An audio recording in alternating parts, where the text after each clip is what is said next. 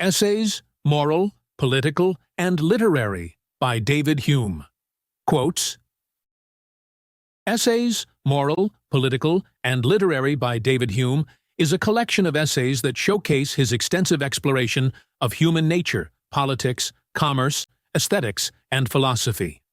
Published in multiple volumes during his lifetime, these essays were intended to address a broad audience and cover a wide array of topics. Hume's accessible style aims to convey profound philosophical insights in an engaging and often entertaining manner, discussing themes such as the principles of government, the delicate nature of taste, the importance of political balance, and the various facets of human morality. Hume provides reflections on social and political order, analyzing how customs, laws, and economic factors shape societies. These essays also highlight Hume's commitment to the idea that understanding human affairs requires an appreciation of the interactions between reason, sentiment, and experience. Quote 1. Some people are subject to a certain delicacy of passion, which makes them extremely sensible to all the accidents of life, and gives them a lively joy upon every prosperous event, as well as a piercing grief when they meet with misfortunes and adversity. People with a delicacy of passion experience heightened emotional reactions to life's events, whether positive or negative. This makes them extremely joyful in times of success, but equally devastated by even minor misfortunes. Their emotional sensitivity leads to stronger feelings of friendship over small favors, but also deep resentment over trivial wrongs. Quote 2.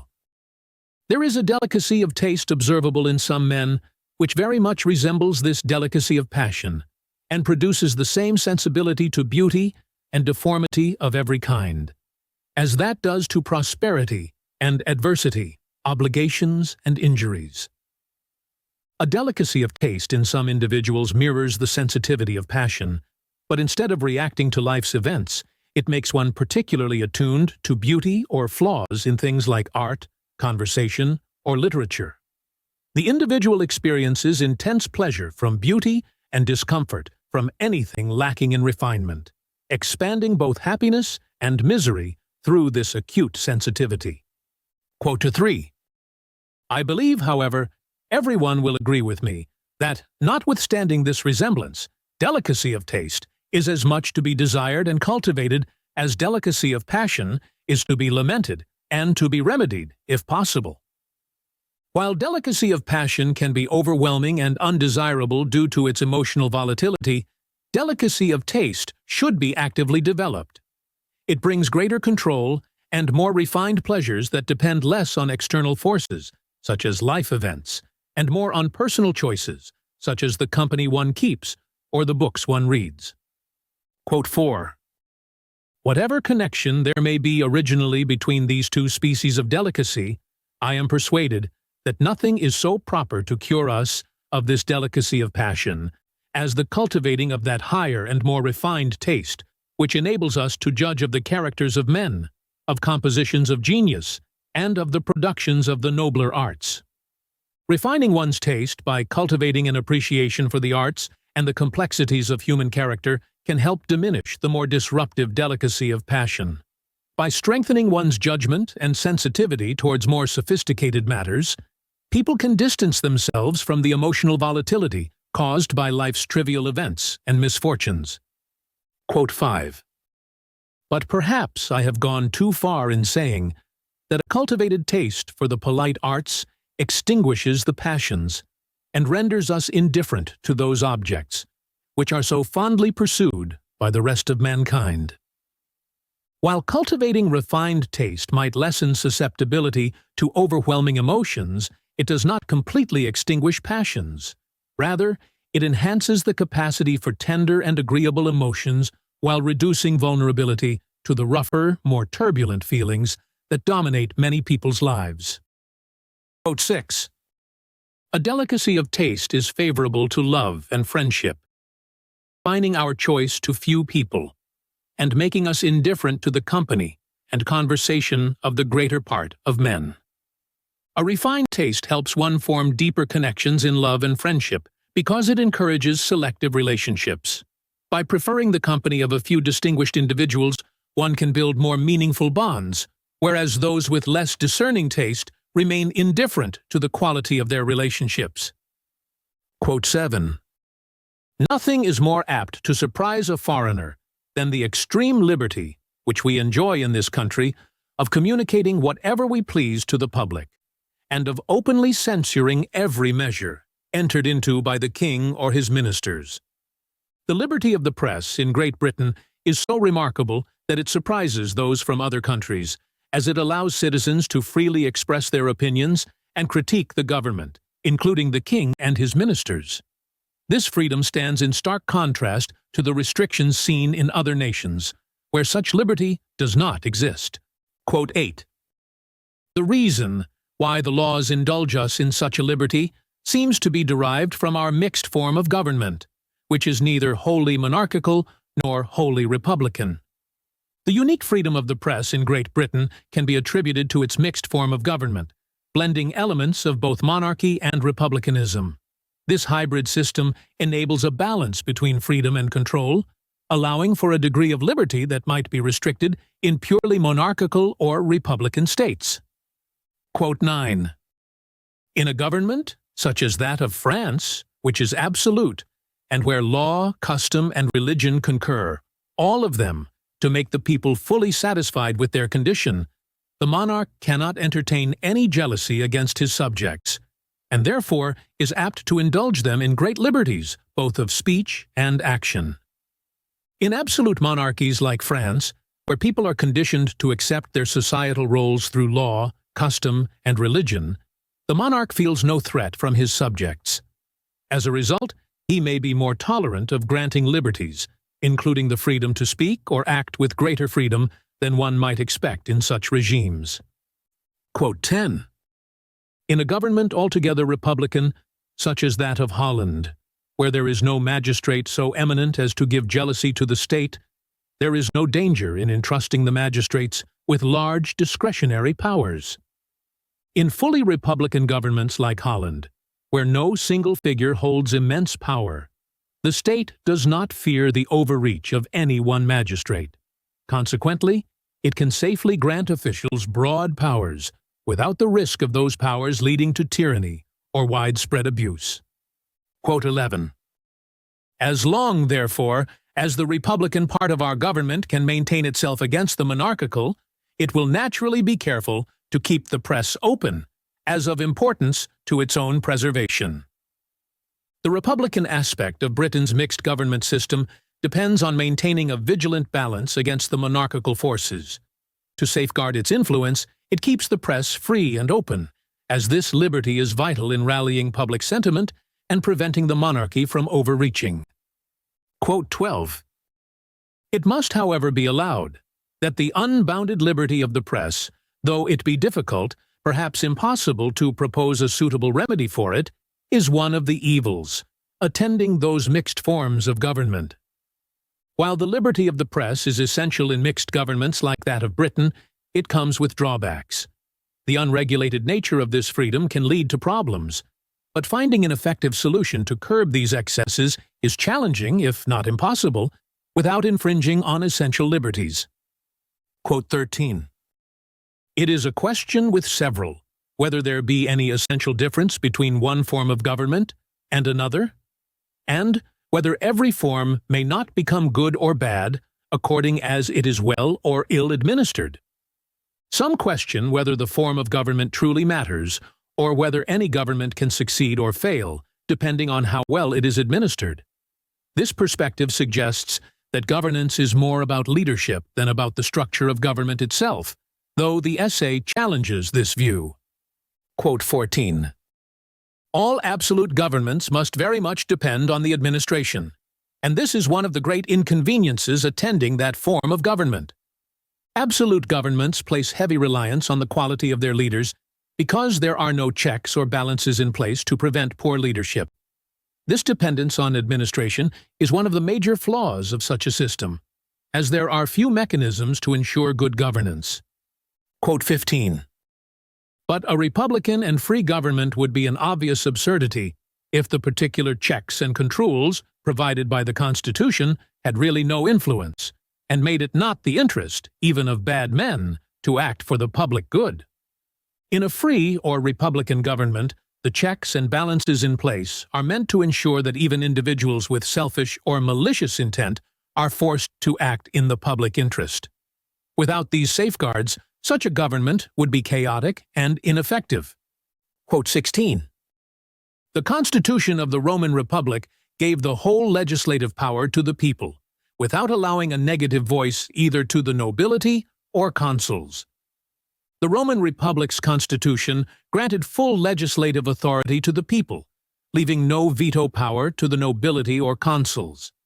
This lack of checks eventually led to instability, as the system gave rise to manipulation and corruption, particularly when the population grew and political factions gained influence. Quote 17.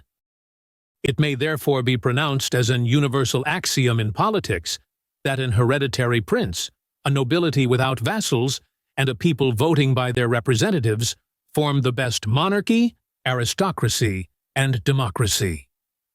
This axiom states that the best forms of government combine an hereditary monarchy, a nobility with limited power, and a democratic system in which the people vote through representatives.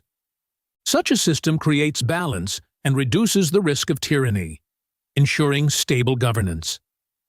Quote 18. It may easily be observed that, though free governments have been commonly the most happy for those who partake of their freedom, yet are they the most ruinous and oppressive to their provinces. Free governments often bring great happiness and prosperity to their citizens, but they tend to be harsh and exploitative towards their colonies or provinces. The ruling citizens benefit, while those under their control are frequently subjected to oppression and economic exploitation. Quote 19. Legislators, therefore, ought not to trust the future government of a state entirely to chance, but ought to provide a system of laws to regulate the administration of public affairs to the latest posterity. Lawmakers must not leave the fate of a government to chance, but should establish a robust legal framework that will guide and regulate governance for future generations. A well-constructed legal system ensures stability and mitigates the risks associated with human nature or changes in leadership. Quote 20. The ages of greatest public spirit are not always most eminent for private virtue. Times of high public engagement and patriotism are not always marked by individual morality. While public institutions may be functioning well, private behaviors may still reflect significant ethical or moral deficiencies. This highlights the complexity of social virtue across different areas of life. Quote 21. Nothing appears more surprising to those who consider human affairs with a philosophical eye than the easiness with which the many are governed by the few, and the implicit submission with which men resign their own sentiments and passions to those of their rulers. It is astonishing how easily large populations can be controlled by a small number of rulers. People often give up their own opinions and desires to follow those in power, leading to a situation where the few can direct the many with surprising ease. Quote 22. It is therefore on opinion only that government is founded, and this maxim extends to the most despotic and most military governments, as well as to the most free and most popular. All forms of government, whether despotic or democratic, rely on public opinion to maintain their authority.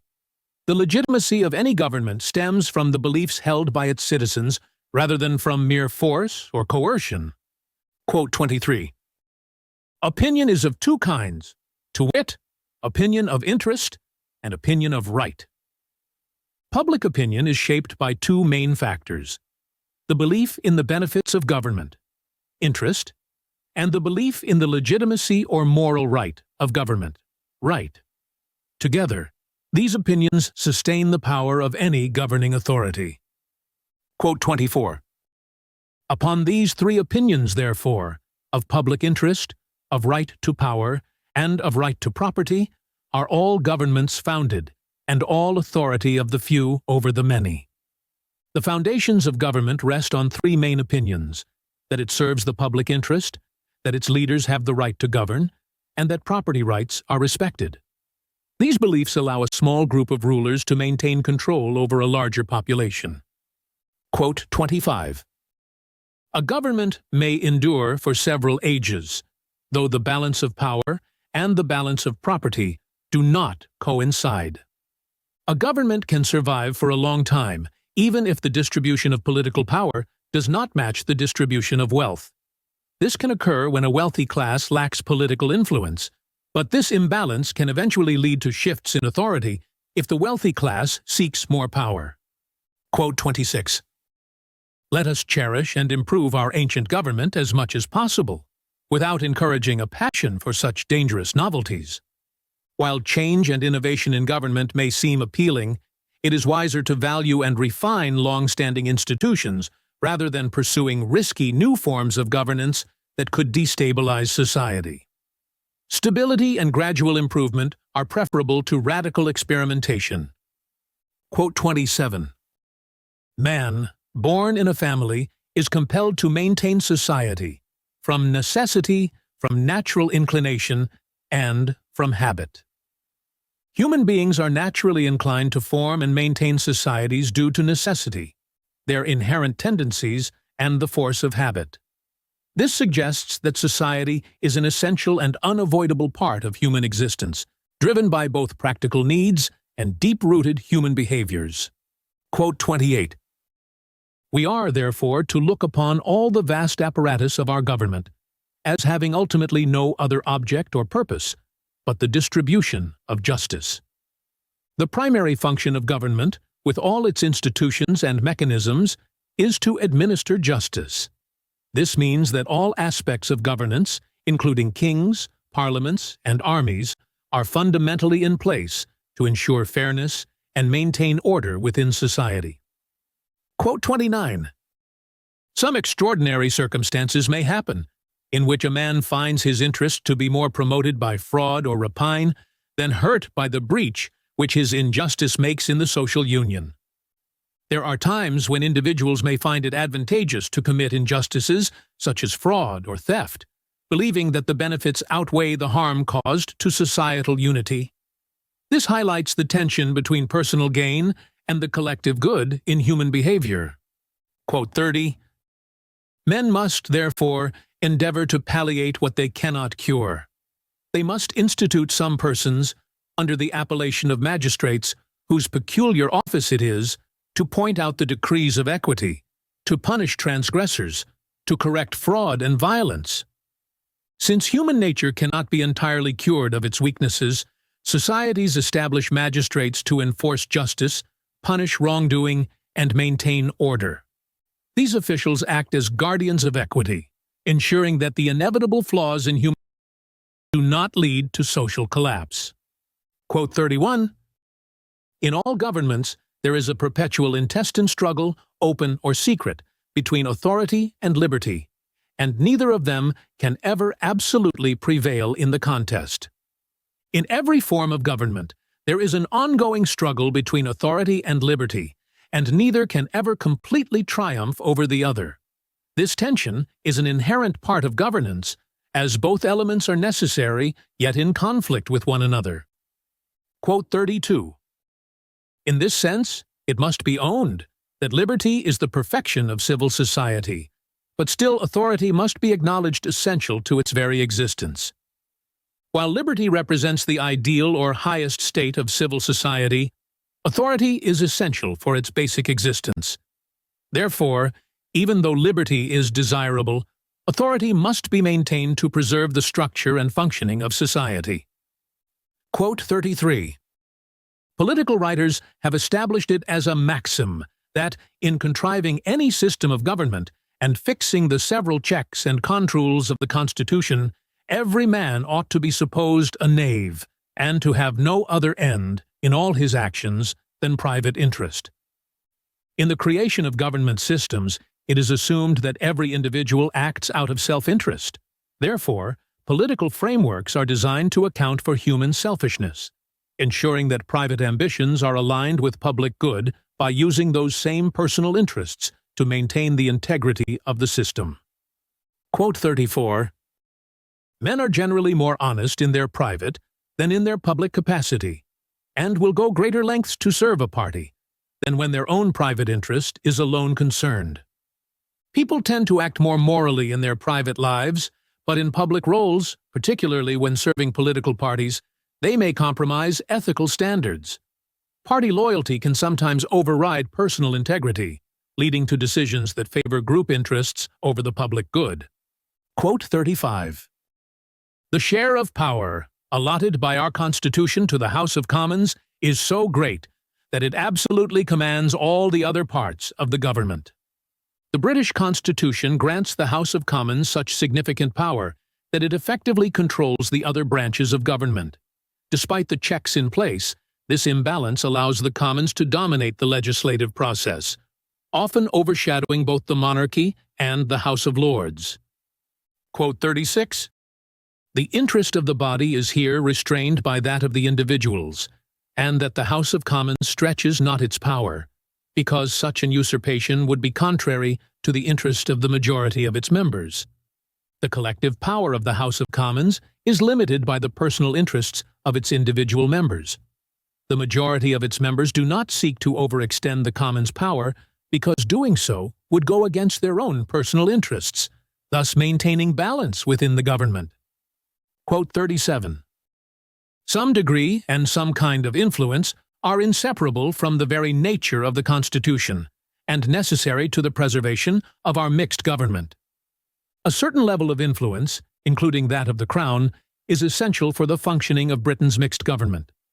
While this influence may be criticized as corruption, it is crucial for maintaining the balance of power between the different branches and ensuring the stability of the political system. Quote 38. The power, which is too great in one hand, may become too little in another.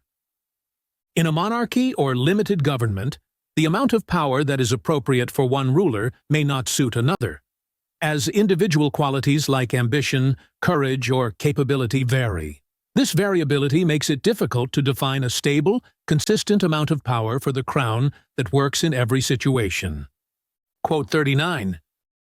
It affords a violent prejudice against almost every science, that no prudent man, however sure of his principles, dares prophesy concerning any event or foretell the remote consequences of things. This passage reflects the inherent unpredictability of political and scientific matters, emphasizing that even the most cautious and knowledgeable individuals hesitate to predict the future due to the complexity and uncertainty of events. It highlights the limits of human foresight in both politics and science. Quote 40. Though this immense property in the Crown be joined to the dignity of first magistrate, and to many other legal powers and prerogatives, which should naturally give it greater influence, yet it really becomes less dangerous to liberty upon that very account. The great wealth and legal powers of the monarchy may seem to pose a threat to liberty, but these very factors make it less dangerous because its authority is openly acknowledged and limited by laws. A legitimate power is less likely to overreach compared to an unofficial or usurped power that operates outside the law. Quote 41. Most people in this island have divested themselves of all superstitious reverence to names and authority. The clergy have much lost their credit. Their pretensions and doctrines have been ridiculed, and even religion can scarcely support itself in the world. This quote reflects the changing opinions of people in Britain, who have become skeptical of traditional authorities such as the clergy and religious doctrines. The loss of respect for these institutions signals a broader shift in public thinking towards reason and secular governance. Quote 42. It may farther be said that, though men be much governed by interest, yet even interest itself and all human affairs are entirely governed by opinion. Human actions are often driven by self-interest, but even this self-interest is shaped by public opinion. The way people behave in matters of personal gain is influenced by prevailing social and political beliefs, suggesting that opinion holds tremendous power over individual and collective behavior. Quote 43. It is well known that every government must come to a period, and that death is unavoidable to the political as well as to the animal body. This statement recognizes the inevitable decline and end of all governments, comparing political institutions to living organisms that must eventually die. It implies that no form of government, however strong, can last forever, and that political decay is a natural process. Quote 44. Absolute monarchy, therefore, is the easiest death, the true euthanasia of the British Constitution. The author argues that if the British Constitution is to collapse, it would be less painful for the country to transition into an absolute monarchy rather than a republic. The term easiest death suggests that the end of Britain's constitutional government through absolute monarchy would be a more peaceful and stable outcome than the chaos of republicanism. Quote 45. Of all men that distinguish themselves by memorable achievements, the first place of honor seems due to legislators and founders of states, who transmit a system of laws and institutions to secure the peace, happiness, and liberty of future generations. Legislators and founders of states deserve the highest respect for their achievements because they establish the frameworks that ensure peace, happiness, and liberty for future generations. Their contributions have a lasting and profound impact on society, shaping the future of nations through the laws and institutions they create. Quote 46. As much as legislators and founders of states ought to be honored and respected among men, as much ought the founders of sects and factions to be detested and hated, because the influence of faction is directly contrary to that of laws. While legislators are to be admired, those who create factions should be despised because they undermine laws and create division within society. Factions lead to instability, weaken governments, and foster hatred among people who should otherwise live in unity and cooperation. Quote 47. Nothing is more usual than to see parties, which have begun upon a real difference, continue even after that difference is lost. Once formed, political or social factions often persist even after the original issues that caused their division are resolved.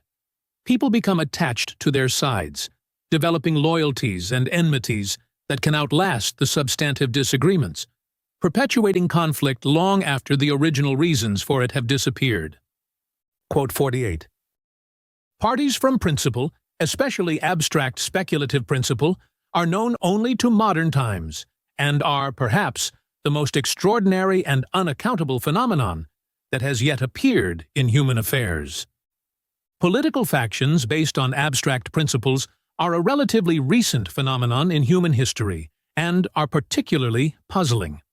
Unlike factions formed from tangible interests or conflicts, these parties arise from ideological differences, often causing deep divisions over matters that do not necessarily impact daily life.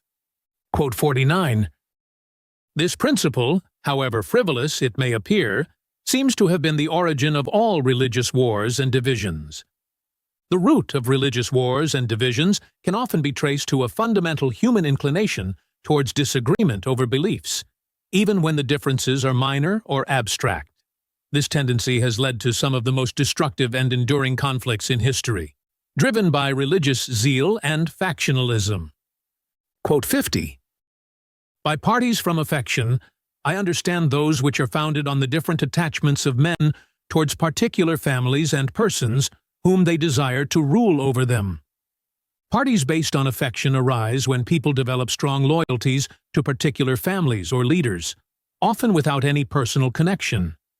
This emotional attachment to individuals or dynasties can lead to intense factionalism, as people rally behind figures they admire, even in the absence of rational or material benefit. Quote 51. The just balance between the republican and monarchical part of our Constitution is really, in itself, so extremely delicate and uncertain that, when joined to men's passions and prejudices, it is impossible but different opinions must arise concerning it.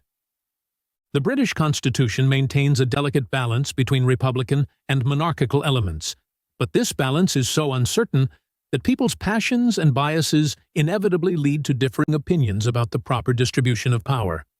These divisions are inherent in the system and impossible to avoid. Quote 52. Thus are there parties of principle involved in the very nature of our Constitution, which may properly enough be denominated those of court and country.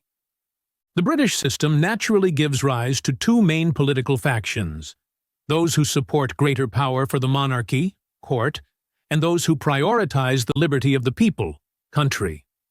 These factions are based on fundamental principles inherent in the structure of the government. Quote 53.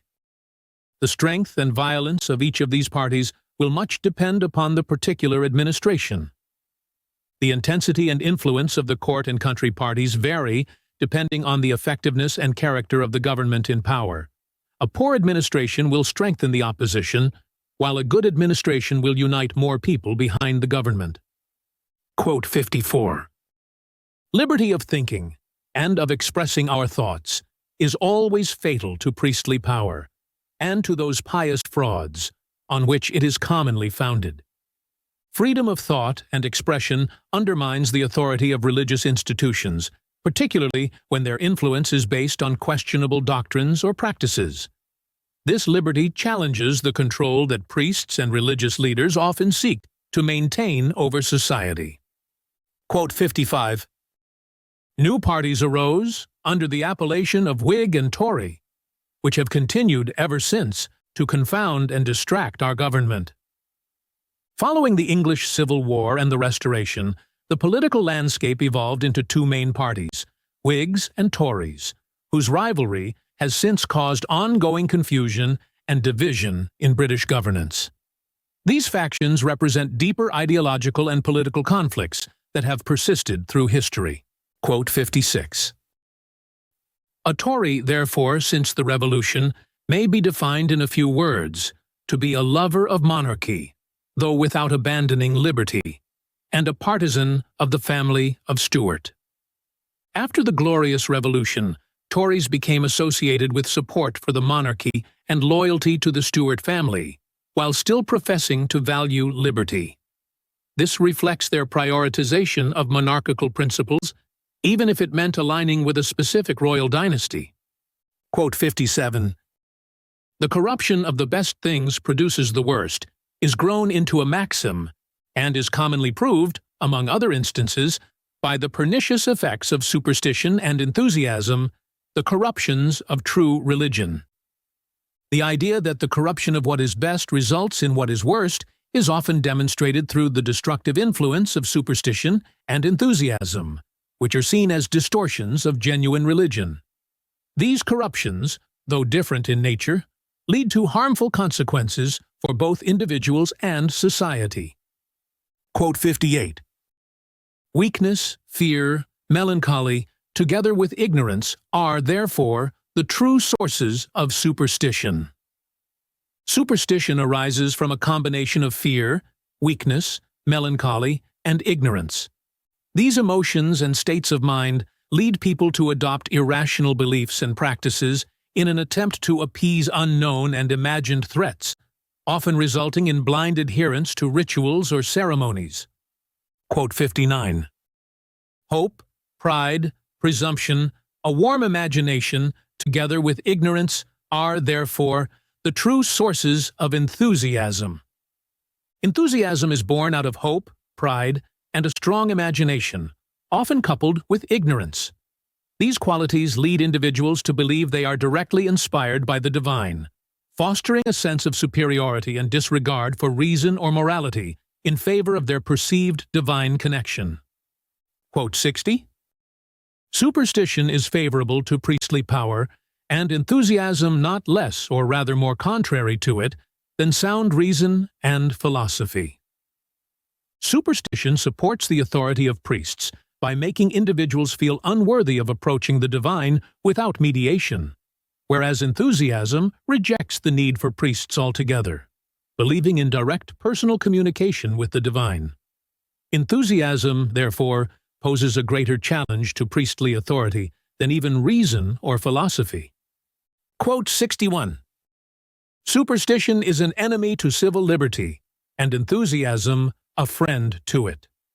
Superstition, by promoting submission to religious authority, undermines civil liberty and fosters passivity.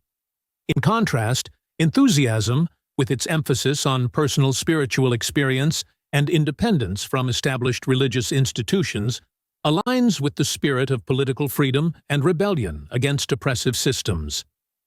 Quote 62.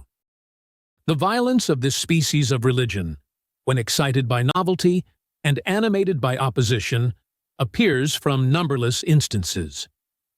Enthusiasm, when combined with the excitement of new ideas and resistance from opponents, often results in intense and violent expressions of religious fervor. This violence, though short-lived, can cause significant disruption in society, as seen in various historical examples of fanatical movements. Quote 63. Some exalt our species to the skies and represent man as a kind of human demigod who derives his origin from heaven and retains evident marks of his lineage and descent. Others insist upon the blind sides of human nature and can discover nothing except vanity, in which man surpasses the other animals, whom he affects so much to despise. There are two opposing views regarding human nature. One sees humans as almost divine beings, descended from heaven, while the other views humans as flawed creatures whose only superiority over animals lies in vanity. These contrasting perspectives have divided thinkers across history, leading to different ways of interpreting human worth and behavior. Quote 64. When a man is prepossessed with a high notion of his rank and character in the creation, he will naturally endeavor to act up to it, and will scorn to do a base or vicious action, which might sink him below that figure which he makes in his own imagination. If a person believes they hold a high position in the natural order, they will strive to live up to that belief by avoiding actions that could lower their perceived dignity. This self-perception of greatness can inspire virtuous behavior, as individuals aim to maintain their sense of worth. Quote 65. A dog and a horse may be of the very same size, while the one is admired for the greatness of its bulk, and the other for the smallness. This example highlights how judgments about size, like many judgments about human nature, are relative. What might be considered great in one context could be seen as small in another, depending on the subject of comparison.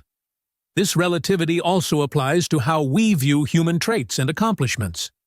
Quote 66. In forming our notions of human nature, we are apt to make a comparison between men and animals, the only creatures endowed with thought that fall under our senses. When contemplating human nature, we often compare humans to animals because they are the only other creatures we directly observe that have consciousness. This comparison generally favors humans, as we see ourselves as more advanced in terms of thought, curiosity, and reason. Quote 67. It is also usual to compare one man with another, and finding very few whom we can call wise or virtuous, we are apt to entertain a contemptible notion of our species in general. When we compare individuals, we often notice how few people truly stand out as wise or virtuous. This scarcity of exemplary figures can lead us to a low opinion of humanity as a whole, even though the rarity of such traits is precisely what makes them so valuable. Quote 68. I feel a pleasure in doing good to my friend because I love him, but do not love him for the sake of that pleasure. The pleasure derived from helping a friend stems from affection, not the pursuit of personal gratification. True friendship and virtuous acts generate pleasure, but this does not mean that the pleasure is the motivating factor. It is a result of the genuine emotional bond. Quote 69. I am apt, however, to entertain a suspicion that the world is still too young to fix many general truths in politics, which will remain true to the latest posterity. The speaker expresses doubt that humanity has reached a point where any political truth can be universally and permanently established.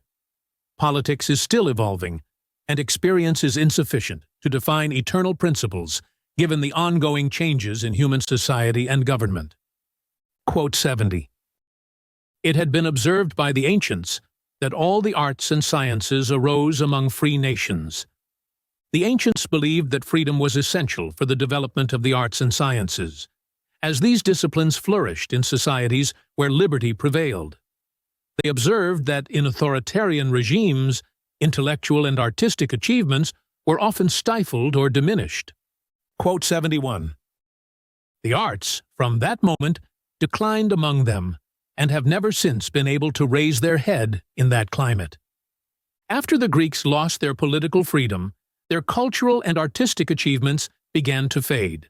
The decline of liberty led to the decline of creative and intellectual pursuits, and they were never able to revive these areas to their former glory. Quote 72. But the most eminent instance of the flourishing of learning in absolute governments is that of France, which scarcely ever enjoyed any established liberty, and yet has carried the arts and sciences as near perfection as any other nation. France, despite not having a strong tradition of political liberty, became a significant example of how arts and sciences can thrive under an absolute monarchy. This challenges the traditional notion that freedom is essential for intellectual and artistic flourishing. Quote 73. Commerce, therefore, in my opinion, is apt to decay in absolute governments, not because it is there less secure, but because it is less honorable. The speaker argues that in absolute governments, commerce tends to decline not due to a lack of security, but because it is seen as less honorable. In societies where status is determined by birth and rank, wealth generated from trade is often undervalued, discouraging people from pursuing commercial ventures. Quote 74. But though all kinds of government be improved in modern times, yet monarchical government seems to have made the greatest advances towards perfection. While all forms of government have improved over time, monarchies have made the most significant progress toward becoming more just, orderly, and stable. Monarchies now emphasize laws and governance in ways that were once only associated with republics, though they still fall short of fully democratic systems. Quote 75. It may, however, be observed that in civil history there is found a much greater uniformity than in the history of learning and science, and that the wars, negotiations, and politics of one age resemble more those of another than the taste, wit, and speculative principles.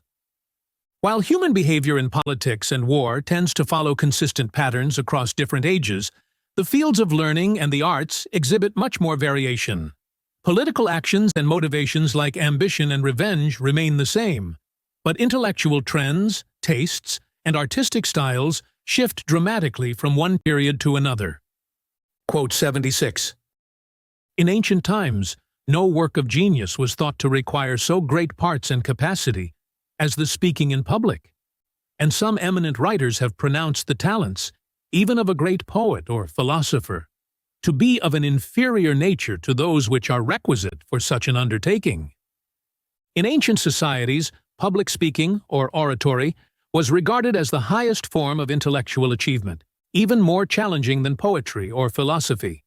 The ability to speak eloquently and persuasively was considered the most demanding and prestigious of all intellectual endeavors. Quote 77. Of all the polite and learned nations, England alone possesses a popular government, or admits into the legislature such numerous assemblies as can be supposed to lie under the dominion of eloquence. England is unique among the learned nations of the world in having a government where oratory plays a significant role. With its system of popular representation, England's political assemblies provide a platform for eloquence in ways that are less prominent in other countries. Quote 78. Even a person unacquainted with the noble remains of ancient orators may judge, from a few strokes, that the style or species of their eloquence was infinitely more sublime than that which modern orators aspire to. Even without deep knowledge of ancient orators, one can easily discern that the style and grandeur of their eloquence far surpass that of modern speakers. The boldness and passion of ancient rhetoric are strikingly different from the more restrained and rational style of contemporary oratory. Quote 79. One is somewhat at a loss to what cause we may ascribe so sensible a decline of eloquence in later ages. It is difficult to pinpoint exactly why eloquence has declined in modern times. Despite advances in other arts and sciences, oratory has not progressed in the same way, leaving a noticeable gap between the achievements of ancient speakers and those of the present. Quote 80. It is seldom or never found, when a false taste in poetry or eloquence prevails among any people, that it has been preferred to a true upon comparison and reflection. When a culture develops a poor taste in poetry or oratory, it is rarely because people have consciously chosen to prefer it over better forms. More often, it arises from ignorance or the absence of superior examples, and when genuine works of genius appear, they inevitably win favor and admiration. Quote 81. To judge by this rule, the domestic and the gradual revolutions of a state must be a more proper subject of reasoning and observation than the foreign and the violent, which are commonly produced by single persons, and are more influenced by whim, folly, or caprice than by general passions and interests. Internal, gradual changes in a state are easier to explain through reasoning because they are influenced by collective forces and long-term trends. In contrast, sudden, violent revolutions, often led by single individuals, are more erratic and driven by personal whims, making them less predictable and harder to analyze. Quote 82. Avarice, or the desire of gain, is an universal passion, which operates at all times, in all places, and upon all persons. But curiosity, or the love of knowledge, has a very limited influence. The pursuit of wealth is a constant and universal motivator across all societies, while the desire for knowledge is much rarer. Knowledge requires specific conditions like leisure, education, and natural talent, making it far less widespread than the drive for material gain. Quote 83. It is impossible for the arts and sciences to arise, at first, among any people unless that people enjoy the blessing of a free government. Freedom is essential for the initial development of the arts and sciences.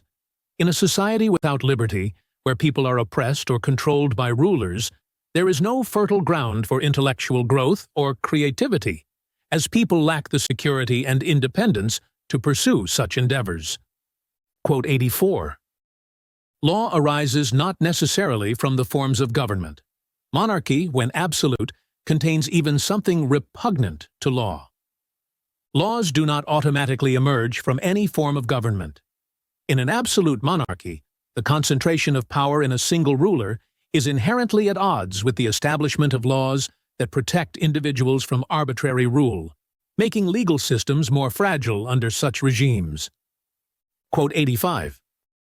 The next observation, which I shall make on this head, is that nothing is more favorable to the rise of politeness and learning than a number of neighboring and independent states, connected together by commerce and policy. A group of neighboring independent states engaged in trade and diplomacy creates ideal conditions for the growth of learning and culture. The competition and exchange of ideas between states stimulate intellectual and artistic advancements, as each strives to outdo the others in refinement. Quote 86. Though the only proper nursery of these noble plants be a free state, yet may they be transplanted into any government, and that a republic is most favorable to the growth of the sciences, a civilized monarchy to that of the polite arts. While free states are the best environment for the arts and sciences to flourish, they can still thrive under other forms of government. Republics are especially conducive to scientific progress, while refined monarchies are more likely to foster the development of the fine arts. Quote 87. However perfect, therefore, the monarchical form may appear to some politicians, it owes all its perfection to the republican. Nor is it possible that a pure despotism established among a barbarous people can ever, by its native force and energy, refine and polish itself. Monarchical governments, however advanced they may seem, have borrowed their most beneficial qualities, such as laws and order, from republican forms of government. A despotic monarchy, left to its own devices without outside influence, cannot refine itself or become civilized on its own. Quote 88. A strong genius succeeds best in republics, a refined taste in monarchies, and consequently, the sciences are the more natural growth of the one, and the polite arts of the other. In republics, where individual merit is often rewarded by the people, intellectual and scientific advancements flourish. In monarchies, where courtly manners and elegance are valued, the arts tend to thrive. The environment in each type of government nurtures different aspects of human achievement. Quote 89. But in a civilized monarchy, there is a long train of dependence from the prince to the peasant, which is not great enough to render property precarious or depress the minds of the people, but is sufficient to beget in everyone an inclination to please his superiors. In a civilized monarchy, the hierarchical structure creates a chain of dependence from the highest to the lowest ranks. This dependence, while not oppressive enough to threaten property rights or demoralize people, encourages politeness and civility as individuals seek to win the favor of those above them. Quote 90. I shall advance it as a fourth observation on this subject of the rise and progress of the arts and sciences, that when the arts and sciences come to perfection in any state, from that moment they naturally, or rather necessarily, decline, and seldom or never revive in that nation where they formerly flourished. Once the arts and sciences reach their peak in a society, they inevitably begin to decline, and it is rare for them to be revived to their former glory in the same nation. This pattern, supported by historical experience, suggests that cultural and intellectual achievements follow a natural cycle of rise and fall. Quote 91. Next to emulation, the greatest encourager of the noble arts is praise and glory. The desire for recognition and fame is a powerful motivator for artists and intellectuals. Once individuals receive praise for their work, they are driven to reach even higher levels of excellence, often surprising both themselves and others with their accomplishments. Quote 92.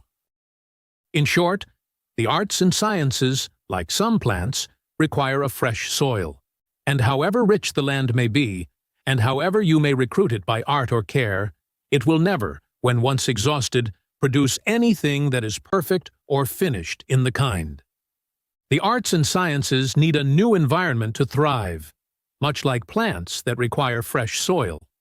Once a society has exhausted its creative potential, it becomes difficult to regenerate the same level of excellence, no matter how much effort is made to revive it. Quote 93.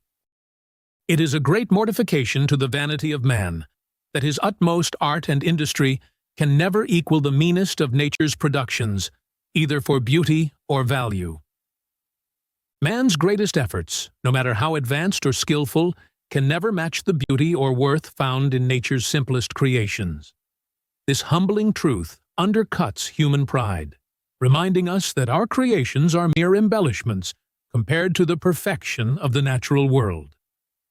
Quote 94. You pretend to make me happy by reason, and by rules of art. You must, then, create me anew by rules of art. For on my original frame and structure does my happiness depend. Philosophers who claim that happiness can be achieved through reason and art are misguided because true happiness is determined by one's natural disposition, not by artificial means. Happiness is rooted in the original makeup of the individual, something that cannot be altered or controlled by philosophical systems. Quote 95. Keep me, therefore, no longer in this violent constraint. Confine me not within myself, but point out to me those objects and pleasures which afford the chief enjoyment. The speaker rejects the idea of finding happiness solely within oneself, insisting that true pleasure comes from external experiences and interactions with the world. Instead of inward reflection, one should seek out the objects and activities that naturally bring joy. Quote 96. But it will not do. The roses have lost their hue, the fruit its flavor, and that delicious wine, whose fumes, so late, intoxicated all my senses with such delight, now solicits in vain the sated palate. Pleasures that once provided intense enjoyment inevitably lose their appeal over time. The initial thrill fades, leaving the individual unsatisfied despite the abundance of indulgences, illustrating the transient nature of physical and sensual pleasures. Quote 97. In our cheerful discourses, better than in the formal reasonings of the schools, is true wisdom to be found. True wisdom is discovered in the joy and camaraderie of friendly conversations, not in the rigid, abstract arguments of philosophers. Informal discussions among friends offer a more genuine and fulfilling understanding of life than the structured debates of academic settings. Quote 98. Consider rather that if life be frail, if youth be transitory, we should well employ the present moment and lose no part of so perishable an existence. Recognizing the brevity and fragility of life, the speaker urges us to make the most of every moment. Since youth and existence are fleeting, it is essential to fully embrace the present and enjoy what little time we have instead of dwelling on uncertainties about the future. Quote 99. There is this obvious and material difference in the conduct of nature with regard to man and other animals, that, having endowed the former with a sublime celestial spirit, and having given him an affinity with superior beings, she allows not such noble faculties to lie lethargic or idle, but urges him, by necessity, to employ, on every emergence, his utmost art and industry. Unlike animals, which are guided by instinct and have their needs met naturally, humans are endowed with reason and intelligence. Nature compels humans to use these faculties through constant challenges, driving them to labor and innovate in order to survive and thrive. Quote 100. The great end of all human industry is the attainment of happiness. For this were arts invented, sciences cultivated, laws ordained, and societies modeled by the most profound wisdom of patriots and legislators. All human effort is ultimately aimed at achieving happiness. Arts, sciences, laws, and social structures were created by wise individuals for the purpose of securing this happiness for society, ensuring that people could live with safety, comfort, and contentment. Quote 101. But while thou ambitiously aspirest to perfecting thy bodily powers and faculties, wouldest thou meanly neglect thy mind, and from a preposterous sloth leave it still rude and uncultivated, as it came from the hands of nature? As humans work to improve their physical abilities and skills, they must not neglect the cultivation of the mind. Just as the body requires exercise and development, so too does the intellect, and leaving it undeveloped is a failure to live up to human potential. Quote 102. Begin by curing yourself of this lethargic indolence. The task is not difficult. You need but taste the sweets of honest labor. The first step toward self-improvement is overcoming laziness. Once a person experiences the rewards of hard work, they will find that labor itself brings satisfaction, and that pursuing meaningful goals can transform both the mind and life. Quote 103. Happiness cannot possibly exist where there is no security, and security can have no place where fortune has any dominion. True happiness is impossible without security, and security cannot exist in a life dominated by fortune or chance. As long as one's well-being depends on external circumstances that are beyond control, anxiety and uncertainty will always threaten any sense of lasting happiness. Quote 104. Glory is the portion of virtue, the sweet reward of honorable toils, the triumphant crown which covers the thoughtful head of the disinterested patriot, or the dusty brow of the victorious warrior. The ultimate reward of a virtuous life is glory, which is achieved through honorable efforts and sacrifices. This glory, whether won by the patriot or the warrior, transcends personal gain, elevating them above the fleeting pleasures of life, and bestowing lasting recognition and honor. Quote 105. To me, this feverish uncertainty and irresolution in human conduct seems altogether unavoidable. Nor can a rational soul, made for the contemplation of the Supreme Being and of His works, ever enjoy tranquility or satisfaction while detained in the ignoble pursuits of sensual pleasure or popular applause. Human beings are naturally restless and uncertain because their true purpose lies in contemplating the divine and the universe. As long as they are distracted by lesser pursuits like pleasure or fame, they cannot find peace or contentment, as these pursuits are far beneath their true calling. Quote 106. The heart belies the countenance and sensibly feels, even amid the highest success, the unsatisfactory nature of all those pleasures which detain it from its true object. No matter how much success one achieves in seeking worldly pleasures, the heart is always aware of the emptiness of these pursuits. Even when outwardly content, the soul feels the lack of true fulfillment, which can only be found in loftier spiritual aims. Quote 107.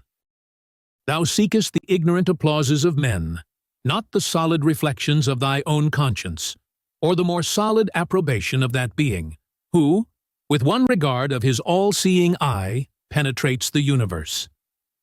The philosopher who seeks public admiration rather than divine approval is misguided. True virtue lies in seeking the approval of one's conscience and of the divine, not in gaining the fleeting applause of ignorant people. Quote 108. Consider all the works of men's hands, all the inventions of human wit, in which thou effectest so nice a discernment. Thou wilt find that the most perfect production still proceeds from the most perfect thought, and that it is mind alone which we admire. When we admire human creations, such as art or architecture, we are really admiring the intelligence and thought behind them. It is the mind that we value, not the material objects themselves, as they are only expressions of the creative intellect. Quote 109. The most perfect happiness, surely, must arise from the contemplation of the most perfect object. But what more perfect than beauty and virtue? And where is beauty to be found equal to that of the universe? True happiness comes from contemplating the most perfect things, and nothing is more perfect than beauty and virtue. The highest form of beauty is found in the universe itself, and the highest virtue is in the benevolence and justice of the divine. Quote 110. It is our comfort that, if we employ worthily the faculties here assigned us, they will be enlarged in another state of existence, so as to render us more suitable worshippers of our Maker. A comforting thought is that if we use our intellectual and moral faculties wisely in this life, they will be expanded in the next, allowing us to better understand and worship the divine. This belief provides hope that the pursuit of virtue and wisdom continues beyond this life into eternity. Quote 111. There is one mistake to which they seem liable almost without exception. They confine too much their principles and make no account of that vast variety, which nature has so much affected in all her operations. Philosophers often make the mistake of applying their principles too rigidly, ignoring the immense variety in nature. They try to fit all of nature's complexity into narrow frameworks, which leads to oversimplifications and distortions of reality. Quote 112. But would these prejudiced reasoners reflect a moment, there are many obvious instances and arguments sufficient to undeceive them and make them enlarge their maxims and principles. If philosophers would stop and reflect, they would see many examples that challenge their limited perspectives. These observations should encourage them to broaden their understanding and avoid clinging to overly simplistic ideas about life and happiness. Quote 113. There is nothing in itself valuable or despicable, desirable or hateful, beautiful or deformed, but that these attributes arise from the particular constitution and fabric of human sentiment and affection. Nothing has inherent value or worth. These qualities come from the way human emotions and perceptions interact with objects. Beauty, desire, and other attributes are not in the objects themselves, but in the feelings they evoke in individuals. Quote 1 and 14. All the difference, therefore, between one man and another, with regard to life, consists either in the passion or in the enjoyment. And these differences are sufficient to reduce the wide extremes of happiness and misery. The main difference between individuals in life comes down to the intensity and nature of their passions and the level of enjoyment they derive from them.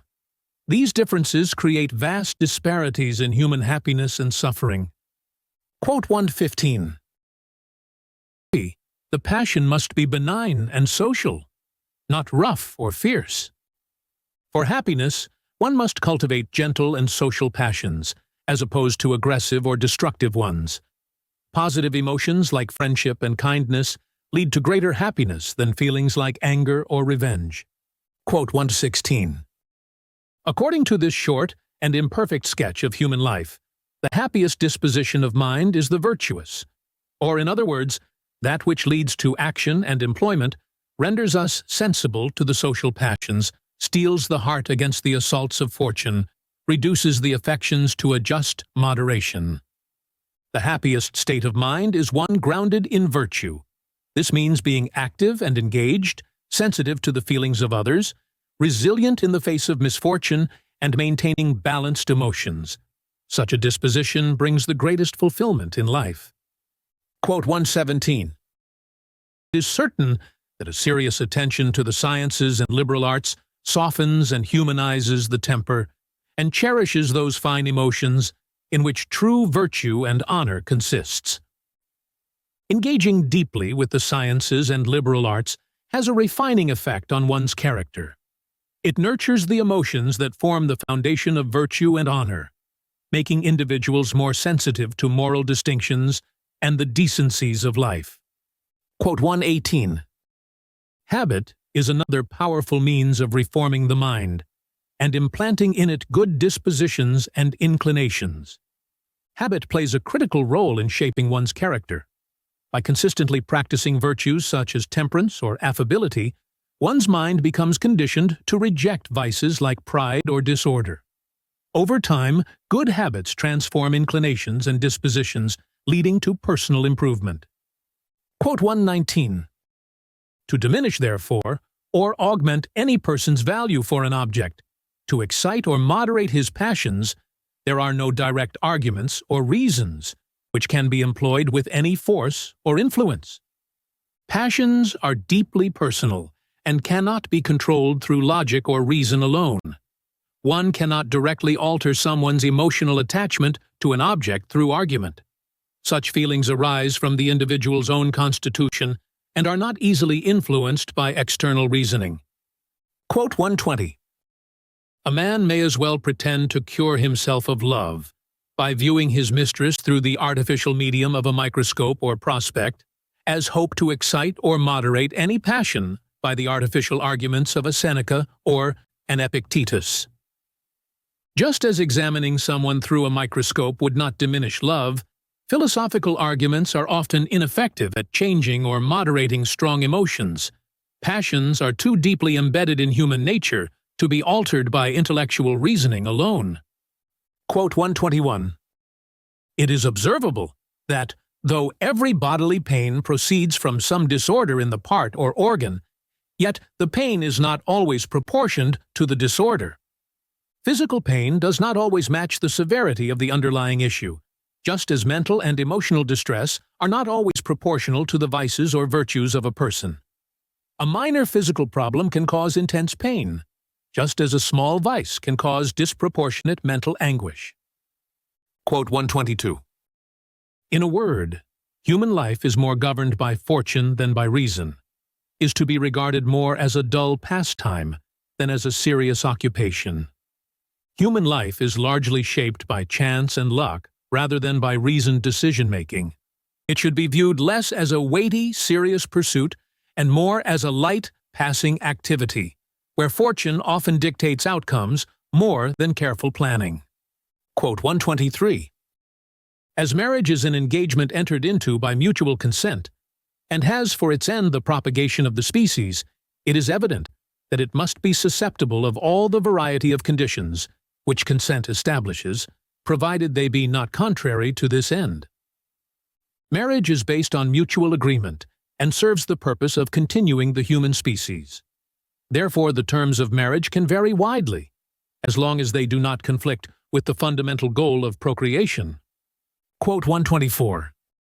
It is mere superstition to imagine that marriage can be entirely uniform and will admit only of one mode or form. Believing that marriage must follow a single uniform structure, superstition. The arrangement of marriages can and should adapt to various societal conditions and individual agreements, making room for different practices. Quote 125. All regulations, therefore, on this head are equally lawful and equally conformable to the principles of nature, though they are not all equally convenient or equally useful to society. Any legal structure governing marriage, whether it allows polygamy or monogamy, is valid and in line with natural principles. However, some practices may be more beneficial or practical for society than others. Quote 126. To divide and to govern is an universal maxim, and by neglecting it, the Europeans undergo a more grievous and a more ignominious slavery than the Turks or Persians, who are subjected indeed to a sovereign that lies at a distance from them, but in their domestic affairs rule with an uncontrollable sway. The principle of divide and rule is universal, and those who fail to apply it in their domestic lives, like European men who are dominated by their wives, experience a more humiliating form of servitude than those in polygamous societies, where men use jealousy among wives to maintain authority. Quote 127. We are by nature their lovers, their friends, their patrons. Would we willingly exchange such endearing appellations for the barbarous title of master and tyrant? By nature, men are meant to be lovers, friends, and protectors of women. It would be inhumane to trade these positive roles for the harsh and degrading title of master or tyrant, which polygamy often imposes. Quote 128. Nothing can be more cruel than to preserve, by violence, an union, which at first was made by mutual love, and is now, in effect, dissolved by mutual hatred. Forcing a couple to stay married after they have grown to hate each other is a form of cruelty. What began in love should not be sustained through coercion if the bond between them has been destroyed by mutual animosity. Quote 129. Fine writing, according to Mr. Addison, consists of sentiments which are natural, without being obvious. Fine writing strikes a balance between being grounded in natural sentiments while still offering insights that are not immediately apparent. This balance creates a sense of originality and depth, which pleases the reader by being familiar yet unexpected. Quote 130. Nothing can please persons of taste, but nature drawn with all her graces and ornaments, la belle nature. Or if we copy low life, the strokes must be strong and remarkable, and must convey a lively image to the mind. For writing to appeal to refined tastes, it must capture the beauty and grace of nature in a compelling way. Even when portraying ordinary or lowly characters, the depiction must be vivid and striking, creating a strong impression on the reader. Quote 131. There is no subject in critical learning more copious than this of the just mixture of simplicity and refinement in writing. The balance between simplicity and refinement is a central topic in literary criticism, and there is much to explore in determining how best to blend these elements. Achieving the right mix is key to creating engaging and impactful writing. Quote 132. Though excesses of both kinds are to be avoided, and though a proper medium ought to be studied in all productions, yet this medium lies not in a point, but admits of a considerable latitude. While it's important to avoid extremes of simplicity and refinement, there is no precise formula for achieving the perfect balance. Instead, the ideal lies within a broad range, allowing for different styles and approaches to be equally successful. Quote 133. It is a certain rule that wit and passion are entirely incompatible. When the affections are moved, there is no place for the imagination. Wit and strong emotion cannot coexist in a piece of writing. When emotions are deeply stirred, the mind is too focused on feeling to engage with cleverness or imaginative turns of phrase, making simplicity more appropriate in such contexts. Quote 134.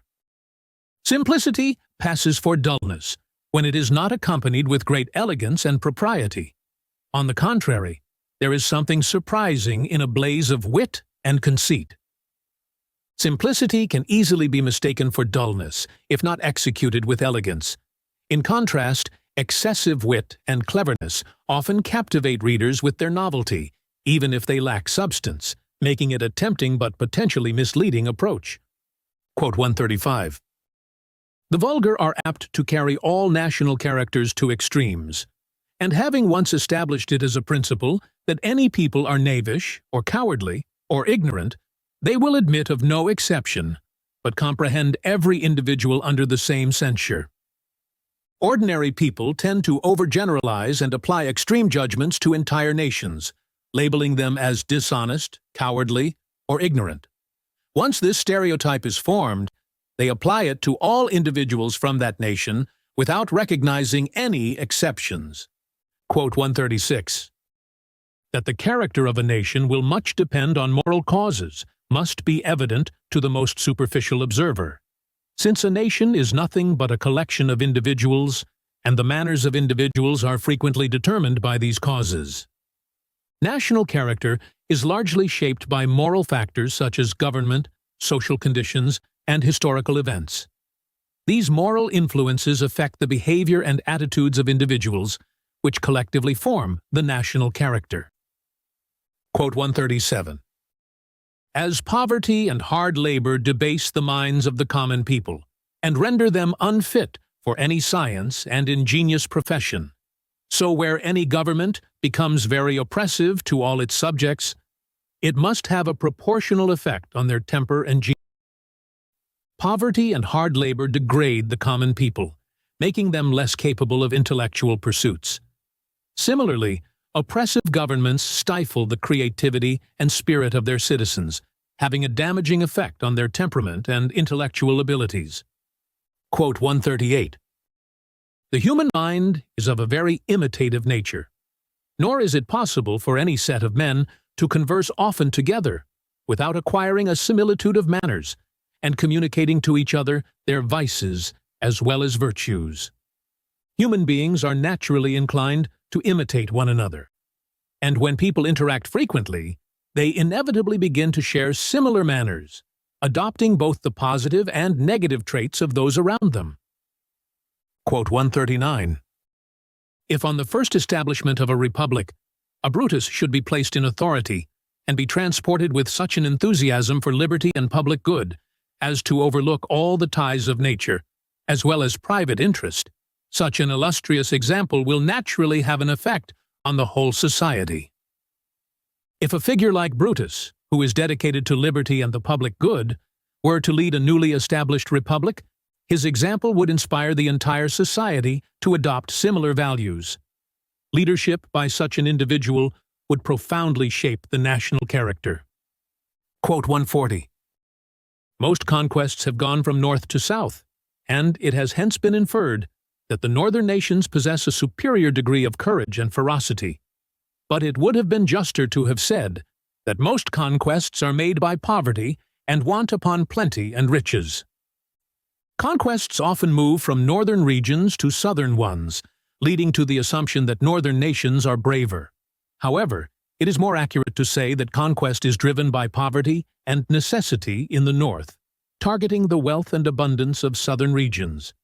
Quote 141.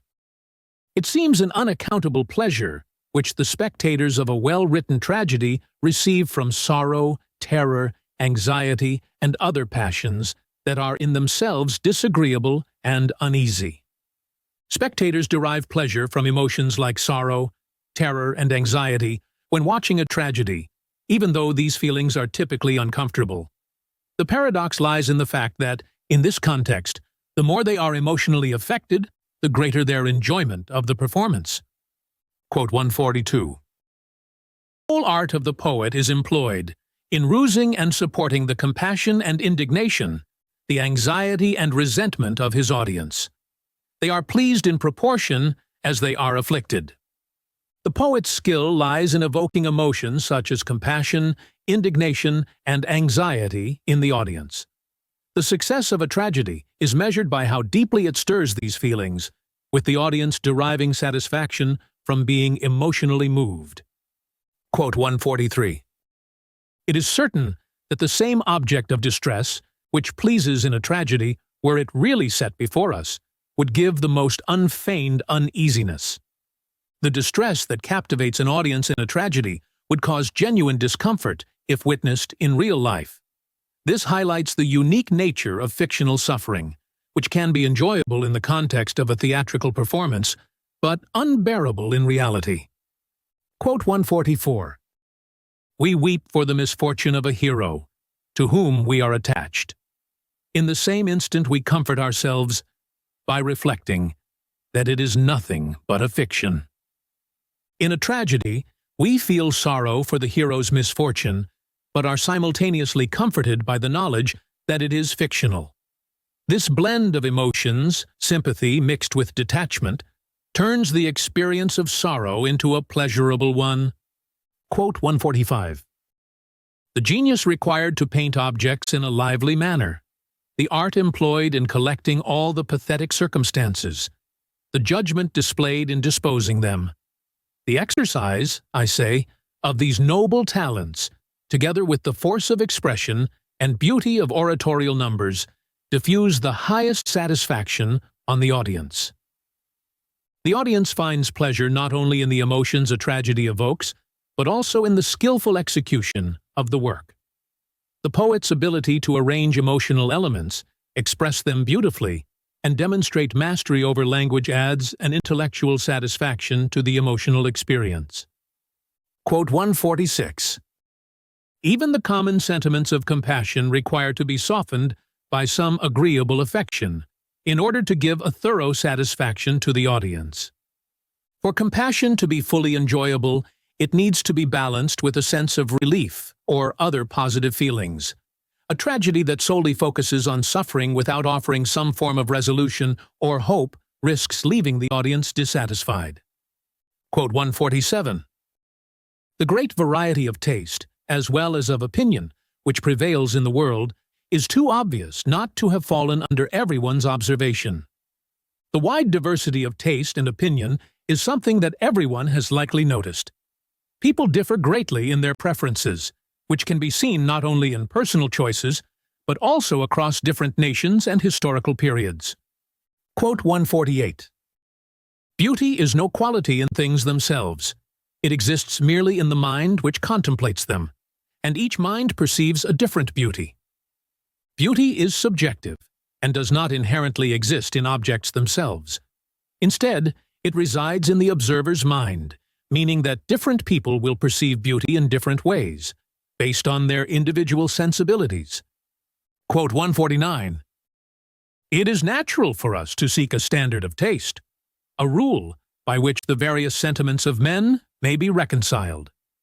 Despite the variety of individual tastes, people naturally look for some standard by which differing opinions can be evaluated and reconciled. A common rule is sought to determine which judgments about beauty are more valid.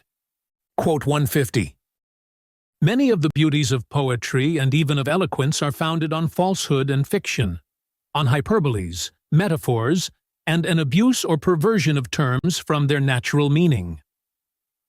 The beauty of poetry and eloquence often relies on exaggeration, metaphors, and bending language away from its literal meaning. These deviations from strict truth are part of what makes artistic expression compelling and pleasing to the imagination. Quote 151.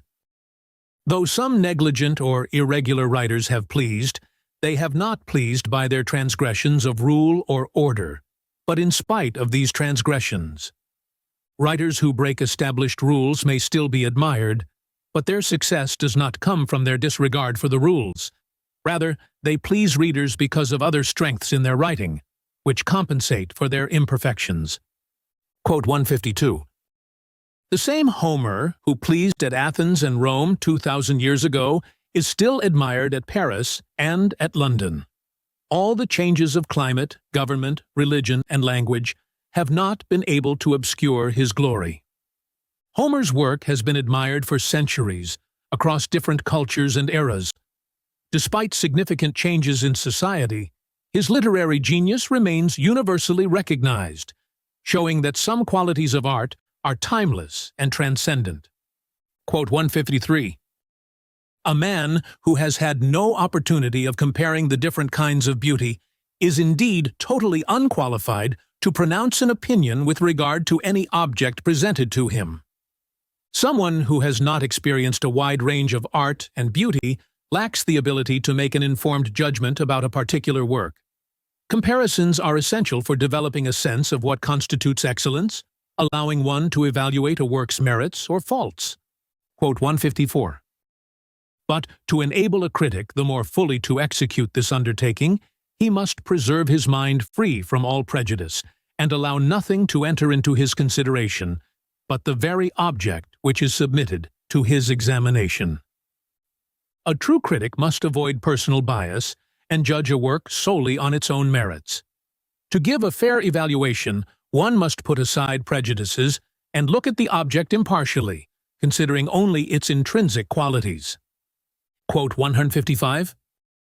It is well known that in all questions submitted to the understanding, prejudice is destructive of sound judgment, and perverts all operations of the intellectual faculties. It is no less contrary to good taste. Prejudice corrupts both judgment and taste, leading to faulty conclusions. Just as it undermines logical reasoning, it distorts the capacity to appreciate beauty, making it essential to approach matters of taste with a clear, unbiased mind. Quote 156. Every work of art has also a certain end or purpose for which it is calculated, and is to be deemed more or less perfect, as it is more or less fitted to attain this end. Art should be judged by how well it achieves its intended purpose. A work is considered more successful and perfect if it effectively fulfills its goal, whether that goal is to persuade, instruct, or evoke emotions. The quote 157. Thus, though the principles of taste be universal, and nearly if not entirely the same in all men, yet few are qualified to give judgment on any work of art, or establish their own sentiment as the standard of beauty. While the principles of taste may be universal, very few people possess the refined faculties necessary to make accurate judgments about art. Only those with developed understanding and experience can reliably assess beauty and establish credible standards. Quote 158.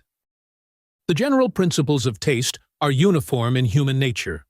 Where men vary in their judgments, some defect or perversion in the faculties may commonly be remarked. When people disagree on matters of taste, it is often because of some flaw or limitation in their perceptive faculties. The natural principles of taste remain consistent, but individual differences in perception or experience can lead to varying judgments. Quote 159. The greater part of mankind may be divided into two classes, that of shallow thinkers who fall short of the truth, and that of abstruse thinkers who go beyond it. Humanity can be broadly categorized into two groups, those who fail to fully understand complex ideas, and those who overanalyze and surpass the core truth.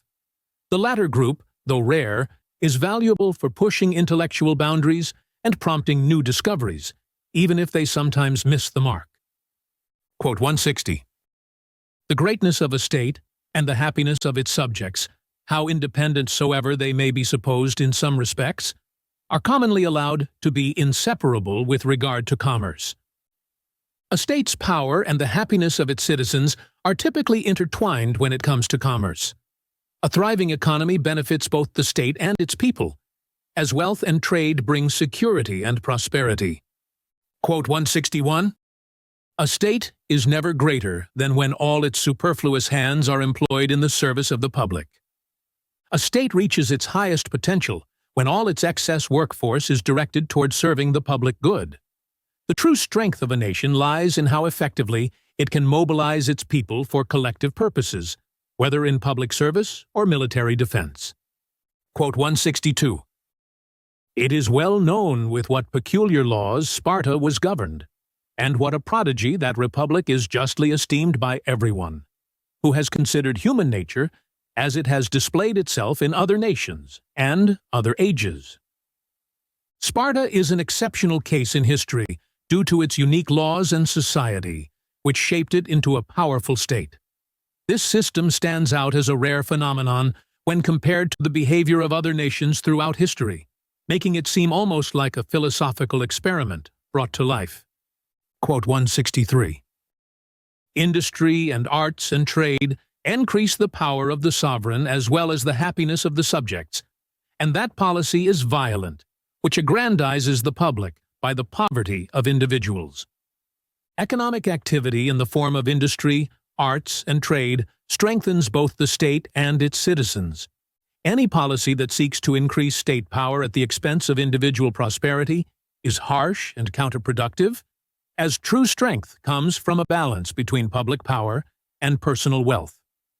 Quote 164. The poverty of the common people is a natural, if not an infallible effect of absolute monarchy.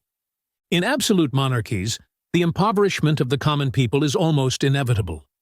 The concentration of power in a few hands leads to systemic inequality, where wealth is siphoned away from the masses and hoarded by the ruling elite, leaving the general population in poverty.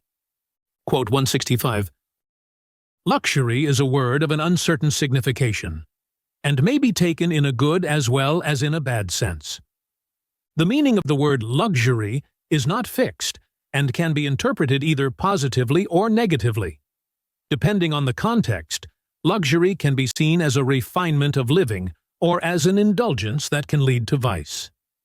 Quote 166.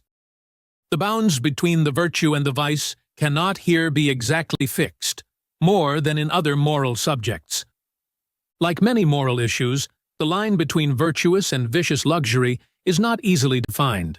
What might be considered excess in one context could be seen as harmless or even admirable in another, depending on circumstances such as culture and personal responsibility. Quote 167. Wherever luxury ceases to be innocent, it also ceases to be beneficial. Luxury becomes harmful when it crosses into indulgence at the expense of virtue or societal well-being. Once it stops being an innocent pursuit, it no longer contributes positively to society or the individual, potentially leading to negative consequences like greed or waste. Quote 168. The more men refine upon pleasure, the less will they indulge in excesses of any kind, because nothing is more destructive to true pleasure than such excesses. As societies and individuals become more sophisticated in their pursuit of pleasure, they tend to avoid overindulgence. Refined pleasure requires balance, as excess can ruin the very enjoyment that one seeks. Quote 169. Industry, knowledge, and humanity are linked together by an indissoluble chain, and are found, from experience as well as reason, to be peculiar to the more polished and, what are commonly denominated, the more luxurious ages. There is a strong connection between industry, knowledge, and humanity, and these qualities tend to flourish in more refined and luxurious societies. Polished civilizations cultivate not only material wealth, but also intellectual and moral virtues, leading to overall societal advancement. Quote 170. What has chiefly induced severe moralists to declaim against refinement in the arts is the example of ancient Rome, which, joining to its poverty and rusticity, virtue and public spirit, rose to such a surprising height of grandeur and liberty. Moral critics often point to the example of ancient Rome, which combined poverty and simplicity with virtue and public spirit to achieve greatness. Rome's eventual downfall, often blamed on the introduction of luxury from conquered lands, has been used as a cautionary tale against refinement and indulgence. Quote 171. Money is not, properly speaking, one of the subjects of commerce, but only the instrument which men have agreed upon to facilitate the exchange of one commodity for another. Money itself does not hold inherent value in commerce. Rather, it is a tool that people have mutually agreed upon to simplify the exchange of goods and services. Its purpose is to make trade smoother, not to serve as a commodity in and of itself. Quote 172. It is the proportion between the circulating money and the commodities in the market which determines the prices. The price of goods is determined by the relationship between the amount of money circulating in an economy and the availability of commodities. If more money is in circulation without a corresponding increase in goods, prices will rise, and if fewer goods are available, prices will also increase due to scarcity. Quote 173. Manufactures therefore gradually shift their places, leaving those countries and provinces which they have already enriched, and flying to others, whither they are allured by the cheapness of provisions and labor. Industries and manufacturing tend to relocate from wealthy, established areas to poorer regions where the cost of labor and materials is lower. This cyclical movement allows new regions to grow economically, while wealthier areas may experience a decline in production. Quote 174. The greater number of people and their greater industry are serviceable in all cases, at home and abroad, in private and in public. A large and industrious population benefits a nation in every way, whether through domestic economic growth, international trade, or public and private endeavors. The productivity of the people is key to the success and strength of a nation. Quote 175. It is only in this interval or intermediate situation between the acquisition of money and rise of prices that the increasing quantity of gold and silver is favorable to industry. When a country first gains an influx of gold and silver, there is a temporary period before prices adjust upward, during which industry flourishes. This gap between the introduction of new money and the subsequent price inflation provides a brief window where economic activity can thrive. Quote 176. From the whole of this reasoning we may conclude that it is of no manner of consequence, with regard to the domestic happiness of a state, whether money be in a greater or less quantity. The overall happiness of a state is not directly affected by the absolute amount of money it possesses. What matters more is the movement and distribution of that money through the economy, which stimulates labor, industry, and trade. Quote 177. Nothing is esteemed a more certain sign of the flourishing condition of any nation than the lowness of interest. A low interest rate is widely regarded as a key indicator of a nation's prosperity. When interest rates are low, it reflects a well-functioning economy where wealth is abundant, and there is little demand for borrowing due to strong financial stability. Quote 178.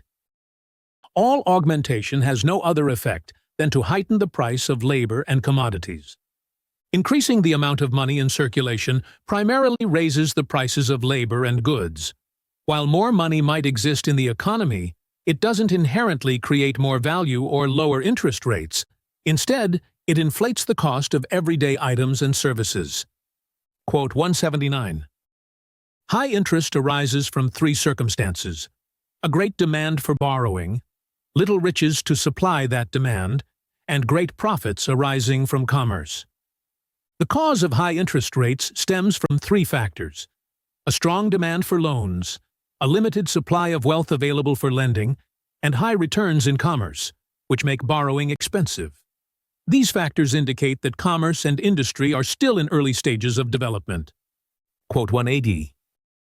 Commerce increases industry by conveying it readily from one member of the state to another, and allowing none of it to perish or become useless. Commerce boosts productivity by efficiently distributing goods and services throughout a society. It ensures that the fruits of industry are fully utilized, helping to prevent waste and fostering economic growth by facilitating exchanges across the state. Quote 181. Thus, an increase of commerce, by a necessary consequence, raises a great number of lenders, and by that means produces lowness of interest. As commerce grows, it leads to an increase in the number of wealthy individuals with surplus capital available for lending, which in turn drives down interest rates. This shift reflects the broader development of the economy, where wealth becomes more evenly distributed and accessible. Quote 182. It is in vain, therefore, to look for the cause of the fall or rise of interest in the greater or less quantity of gold and silver, which is fixed in any nation. The quantity of gold or silver in a country does not directly influence interest rates. The factors that determine interest rates are more closely related to the nation's economic conditions, including its industry and the distribution of wealth, rather than the amount of precious metals in circulation. Quote 183.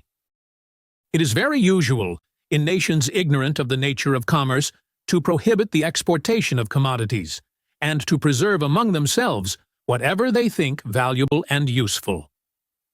Nations unfamiliar with commerce often ban the export of goods they consider valuable, believing this will keep wealth within the country. However, this approach is misguided, as it can reduce the incentive to produce more of those commodities and ultimately harm the nation's economy. Quote 184. The more is exported of any commodity, the more will be raised at home, of which they themselves will always have the first offer. By encouraging the export of goods, a country stimulates domestic production. As production increases to meet foreign demand, there will be more available for local consumption, and the domestic market benefits from the first opportunity to acquire these goods. Quote 185. I should as soon dread that all our springs and rivers should be exhausted, as that money should abandon a kingdom where there are people and industry. The fear of losing all a nation's money is as irrational as fearing that natural water sources will dry up. As long as a nation has a productive population and industry, it will continue to attract wealth, and money will naturally circulate within the economy. Quote 186. If the multiplying of gold and silver 15 times makes no difference, much less can the doubling or tripling them. Even a significant increase in the amount of gold and silver in circulation does not fundamentally change the economy, so smaller increases will have an even lesser impact. What matters more is the balance between money and the goods and services it represents. Quote 187. There is a moral attraction arising from the interests and passions of men, which is full as potent and infallible as physical attraction. Human behavior, driven by interests and desires, naturally regulates the flow of money across borders, just as gravity controls the movement of physical objects. This moral attraction ensures that money flows where it is needed, balancing itself within the economy over time. Quote 188. But are there not frequent instances, you will say, of states and kingdoms which were formerly rich and opulent, and are now poor and beggarly? Has not the money left them with which they formerly abounded? People often point to examples of once wealthy nations that have become impoverished, claiming that their money has vanished. However, this decline is not due to the disappearance of money, but rather the loss of trade, industry, and people, which are the true sources of wealth. Quote 189. The increase of riches and commerce in any one nation, instead of hurting, commonly promotes the riches and commerce of all its neighbors. Rather than being detrimental, the commercial and economic growth of one nation tends to benefit neighboring countries. When a state flourishes, it creates opportunities for trade and exchange, boosting the prosperity of surrounding nations through interconnected commerce. Quote 190. Compare the situation of Great Britain at present with what it was 2 centuries ago. All the arts, both of agriculture and manufactures, were then extremely rude and imperfect. Great Britain, once economically underdeveloped, has made significant advancements by learning from other nations. Its improvement in agriculture and manufacturing over the past 2 centuries is due in large part to adopting foreign innovations, showing that openness to international trade and ideas can lead to great progress. Quote 191. Nature, by giving a diversity of geniuses, climates, and soils to different nations, has secured their mutual intercourse and commerce, as long as they all remain industrious and civilized. The diversity of skills, climates, and natural resources among different nations creates the foundation for international trade. This diversity ensures that countries can exchange goods and services in mutually beneficial ways, encouraging commerce and cooperation. Quote 192. The emulation among rival nations serves rather to keep industry alive in all of them, and any people is happier who possess a variety of manufactures than if they enjoyed one single great manufacture in which they are all employed.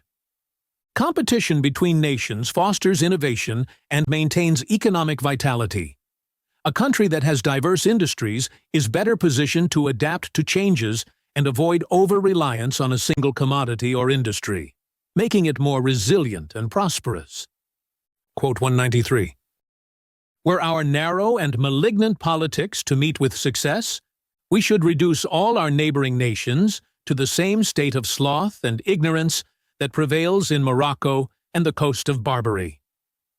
If Britain were to pursue a strategy of suppressing the economic development of neighboring countries, it would result in mutual decline. Reducing others to poverty and ignorance would ultimately harm Britain's own economy by stifling trade, innovation, and growth across the region. Quote 194. More usual, among states which have made some advances in commerce, than to look on the progress of their neighbors with a suspicious eye, to consider all trading states as their rivals, and to suppose that it is impossible for any of them to flourish, but at their expense. Nations with developed economies often view the commercial success of their neighbors with jealousy and suspicion. They mistakenly believe that another country's prosperity must come at their own expense, fostering a rivalry where they see flourishing trade as a threat rather than a benefit. Quote 195. In opposition to this narrow and malignant opinion, I will venture to assert that the increase of riches and commerce in any one nation, instead of hurting, commonly promotes the riches and commerce of all its neighbors. Contrary to the belief that one nation's success harms others, the growth of wealth and trade in one country often stimulates economic prosperity in neighboring nations. Trade fosters mutual benefits, expanding opportunities for all participants rather than detracting from any single state's gains. Quote 196. In all the politics of Greece, the anxiety with regard to the balance of power is apparent and is expressly pointed out to us, even by the ancient historians. The idea of maintaining a balance of power is not a modern concept, but was already evident in ancient Greek politics. Greek city-states were deeply concerned with preventing any single state from becoming too powerful, and this strategy was recognized and discussed by their historians. Quote 197. The same principle, call it envy or prudence, which produced the ostracism of Athens and petallism of Syracuse, and expelled every citizen whose fame or power overtopped the rest. The same principle, I say, naturally discovered itself in foreign politics. The same jealousy or cautious prudence that led Athens and Syracuse to ostracize overly influential citizens also manifested in foreign politics. This principle of keeping any one individual or state from becoming too powerful extended beyond internal affairs to international relations. Quote 198. The successors of Alexander showed great jealousy of the balance of power, a jealousy founded on true politics and prudence, and which preserved distinct for several ages the partition made after the death of that famous conqueror. After Alexander the Great's death, his successors were careful to maintain a balance of power among themselves. This jealousy and caution, rooted in sound political judgment, helped prevent any one ruler from dominating the others, preserving a stable political order for several generations. Quote 199. Enormous monarchies are, probably, destructive to human nature, in their progress, in their continuance, and even in their downfall, which never can be very distant from their establishment. Large empires or monarchies tend to be harmful, both in their expansion and their eventual collapse. Their immense size and centralized power create conditions that lead to internal decay and eventual dissolution, a process that begins soon after their establishment and is inevitable over time. Quote 200. There is a prevailing maxim among some reasoners that every new tax creates a new ability in the subject to bear it, and that each increase of public burdens increases proportionably the industry of the people. Some argue that each new tax encourages people to work harder, and thereby increases their capacity to handle the additional financial burden. While there is some truth to this idea, it can be dangerous if taken too far, as excessive taxation can push people beyond their limits rather than inspire productivity. Quote 201. When a tax is laid upon commodities, which are consumed by the common people, the necessary consequence may seem to be either that the poor must retrench something from their way of living or raise their wages. When taxes are placed on everyday goods, the immediate effect seems to be that the poor either need to cut back on their consumption or demand higher wages. This creates pressure on both individuals and employers, particularly when essential items are taxed. Quote 202. But the most pernicious of all taxes are the arbitrary. They are commonly converted, by their management, into punishments on industry, and also, by their unavoidable inequality, are more grievous than by the real burden which they impose.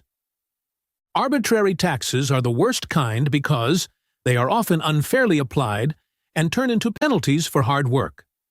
Their inequality causes more harm than the actual financial cost of the tax, making them deeply unjust and oppressive.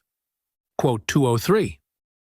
All poll taxes, even when not arbitrary, which they commonly are, may be esteemed dangerous, because it is so easy for the sovereign to add a little more and a little more to the sum demanded, that these taxes are apt to become altogether oppressive and intolerable. Poll taxes, even if not initially unfair, are dangerous because they can be easily increased by the government. Over time, this gradual escalation can lead to unbearable levels of taxation, placing too much strain on the population. Quote 204. The best taxes are such as are levied upon consumptions, especially those of luxury, because such taxes are least felt by the people. Taxes on consumption, particularly luxury items, are the most effective because they are less burdensome for the public. These taxes allow people to choose how much they wish to spend on taxed goods, making the tax feel more voluntary and less oppressive. Quote 205. It is denied that all taxes fall ultimately upon land. If a duty be laid upon any commodity consumed by an artisan, he has two obvious expedients for paying it. He may retrench somewhat of his expense, or he may increase his labor. The belief that all taxes ultimately fall on landowners is challenged by the fact that artisans, when taxed, have alternatives for managing the cost. They can either reduce their expenses or work harder to make up the difference, showing that taxes can be absorbed without always burdening landowners. Quote 206. On the contrary, our modern expedient, which has become very general, is to mortgage the public revenues, and to trust that posterity will pay off the encumbrances contracted by their ancestors. In contrast to ancient methods, modern nations frequently borrow money by mortgaging public revenues, placing the financial burden on future generations. This practice avoids immediate hardship, but leaves posterity responsible for repaying debts. Quote 207.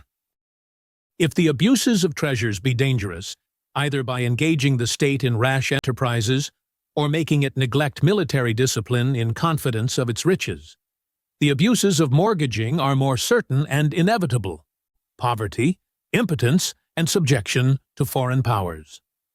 Although hoarding wealth can tempt nations into risky ventures or complacency, the consequences of excessive borrowing are far worse. Mortgaging public revenues leads to poverty, weakness, and eventual subjugation by more financially stable foreign powers.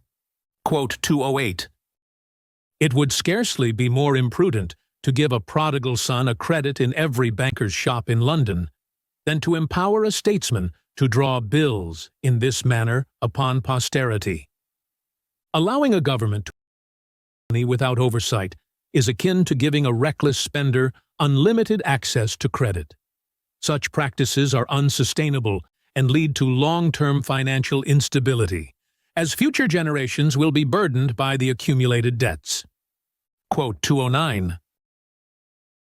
Which are levied to pay the interests of these debts are apt either to heighten the price of labor or be an oppression on the poorer sort. Taxes raised to cover the interest on national debts often increase the cost of labor or place undue pressure on the poor. This creates economic hardship, as the additional costs of taxation are passed down to workers and consumers, further straining the economy. Quote 210.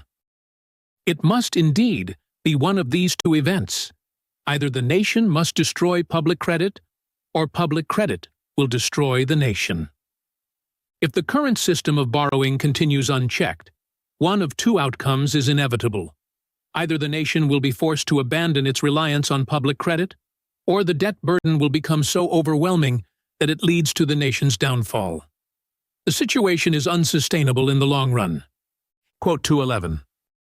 It appears to have been the common practice of antiquity to make provision during peace for the necessities of war, and to hoard up treasures beforehand as the instruments either of conquest or defense. In ancient times, it was customary for nations to save resources during times of peace in preparation for war. This allowed them to finance military campaigns or defense efforts without relying on sudden taxes or borrowing when conflict arose. Quote 2-12. I shall observe 3 remarkable customs in 3 celebrated governments, and shall conclude from the whole that all general maxims in politics ought to be established with great caution. The essay begins by stating that political maxims should be formed carefully because governments often operate under unique customs that challenge general principles. The author will examine 3 distinct political systems to demonstrate the importance of considering irregularities in governance. Quote 213. The Athenian democracy was such a tumultuous government as we can scarcely form a notion of in the present age of the world. The democracy of ancient Athens was highly chaotic by modern standards, with the entire population voting on every law, without limitations based on property or rank. This system was prone to disorder, as there were no checks on the power of the people. Quote 214. The legislative power was there lodged in the comitia centuriata and comitia tributa. In the former, it is well known, the people voted according to their census. In the latter, every vote was equal. In Rome, the legislative power was divided between 2 assemblies. The comitia centuriata represented the wealthier classes by allocating votes based on property, while the comitia tributa gave equal votes to all citizens, allowing the lower classes to have a say in lawmaking. Quote 215. It is a maxim in politics, which we readily admit as undisputed and universal, that a power, however great, when granted by law to an eminent magistrate, is not so dangerous to liberty as an authority, however inconsiderable, which he acquires from violence and usurpation. The author highlights a political principle that authority granted by law, no matter how great, is less of a threat to liberty than power obtained through illegal or violent means. Legal power has limits, while usurped power can grow unchecked, endangering freedom. Quote 216. Liberty, in a country of the highest liberty, is left entirely to its own defense, without any countenance or protection. The wild state of nature is renewed, in one of the most civilized societies of mankind. The author notes the paradox that in a country like England, known for its commitment to liberty, there are still practices, such as the pressing of sailors, that resemble the lawlessness of a state of nature. Despite its advancements, the country allows certain irregularities to persist unchecked. Quote 217. The continual and rapid motion of matter, the violent revolutions with which every part is agitated, the changes remarked in the heavens, the plain traces as well as tradition of an universal deluge, or general convulsion of the elements, all these prove strongly the mortality of this fabric of the world. The constant changes and upheavals observed in nature, both on earth and in the heavens, suggest that the world is not eternal, but subject to decay and eventual destruction. Events like natural disasters and celestial shifts indicate that the world, like all things, is mortal and transient. Quote 218. But is it certain that antiquity was so much more populous, as is pretended? The idea that ancient societies were far more populous than modern ones is open to question. While many historical sources suggest this, there is little reliable evidence to confirm the claim, making it uncertain whether ancient populations were truly as large as often stated. Quote 219. The chief difference between the domestic economy of the ancients and that of the moderns consists in the practice of slavery, which prevailed among the former, and which has been abolished for some centuries throughout the greater part of Europe. A major distinction between ancient and modern societies lies in the widespread practice of slavery in antiquity, which has since been abolished in most of Europe. This change has significantly impacted how societies are structured and how economies function. Quote 220. Human nature, in general, really enjoys more liberty at present in the most arbitrary government of Europe than it ever did during the most flourishing period of ancient times. Even under the most authoritarian governments in modern Europe, people today enjoy more personal freedom than they did in ancient times, even in the most prosperous periods. The elimination of domestic slavery has granted modern individuals more autonomy than was available to the majority in the ancient world. Quote 221. The custom of exposing old, useless, or sick slaves in an island of the Tiber, there to starve, seems to have been pretty common in Rome. In ancient Rome, it was common practice to abandon elderly or sick slaves on an island in the Tiber River, where they would starve to death. This practice reflects the cruelty of the Roman system of slavery, which treated human beings as disposable property once they could no longer work. Quote 222. Slavery is in general disadvantageous, both to the happiness and populousness of mankind, and that its place is much better supplied by the practice of hired servants. Slavery, in the long run, reduces both human well-being and population growth. The system is inefficient and destructive compared to the modern practice of hiring paid workers, which better promotes economic stability and human dignity. Quote 223. Sciences there is none, where first appearances are more deceitful than in politics. Politics is a field where initial impressions are often misleading. What seems beneficial on the surface may have unintended consequences, and policies that seem detrimental at first glance may, in fact, be advantageous in the long run.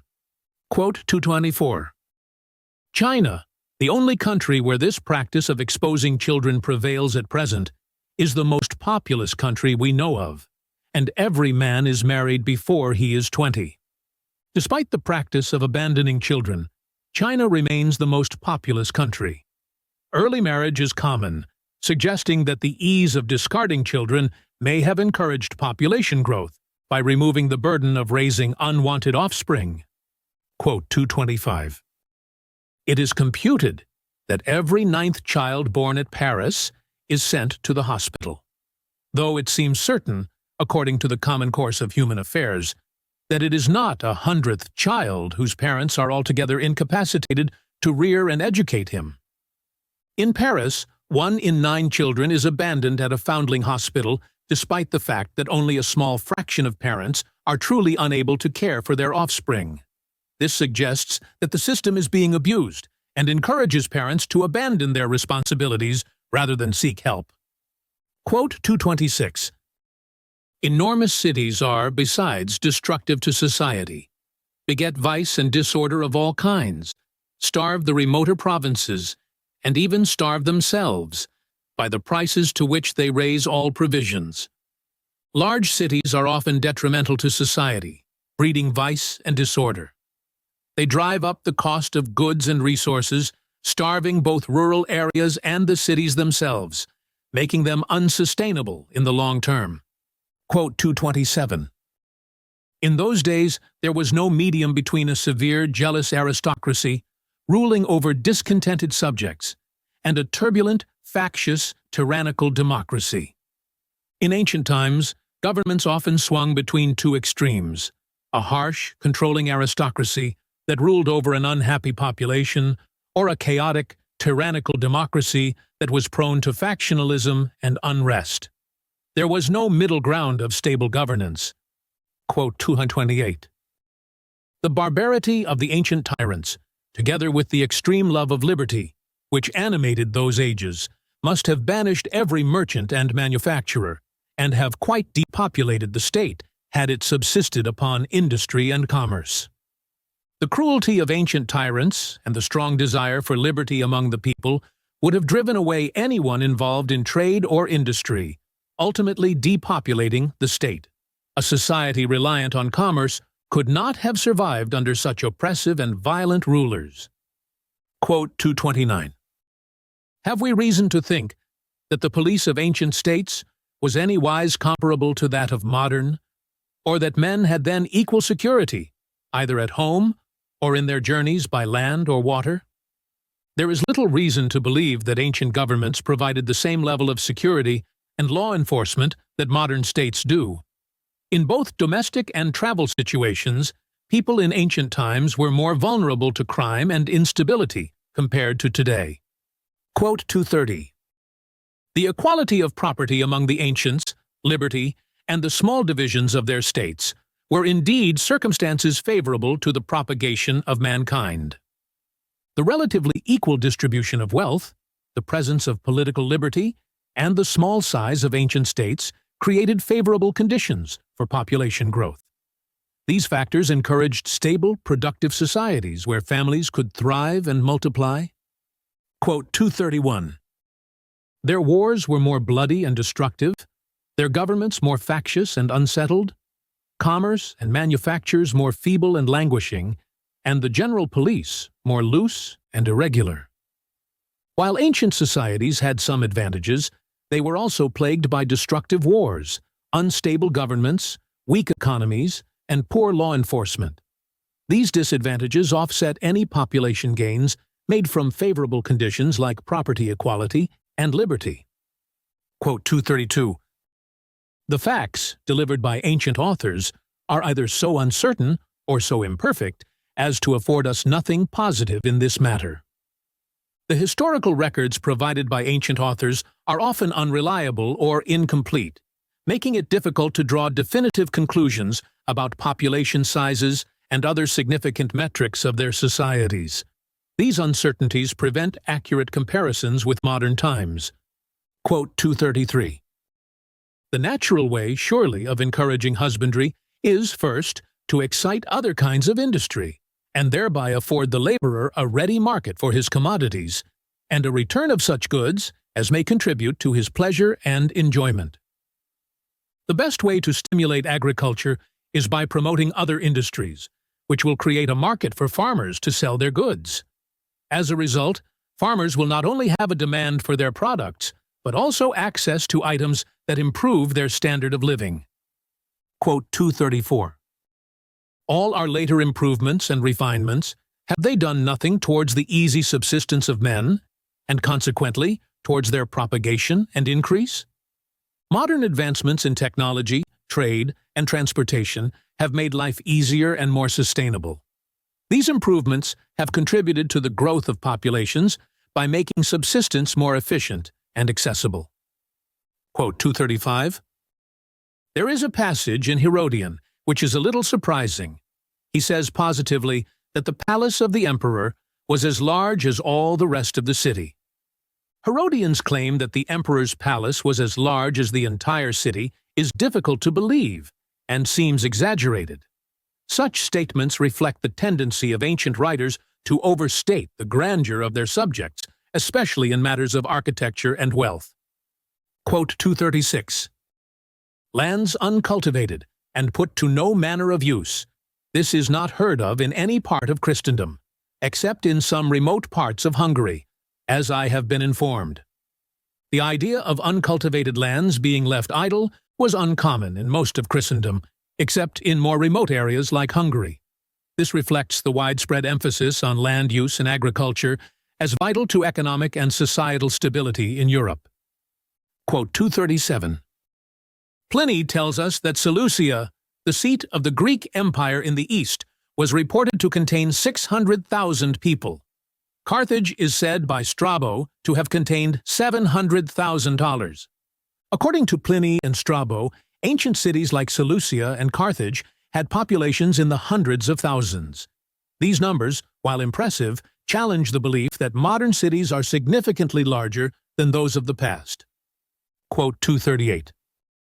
The humor of blaming the present and admiring the past is strongly rooted in human nature, and has an influence even on persons endued with the profoundest judgment and most extensive learning.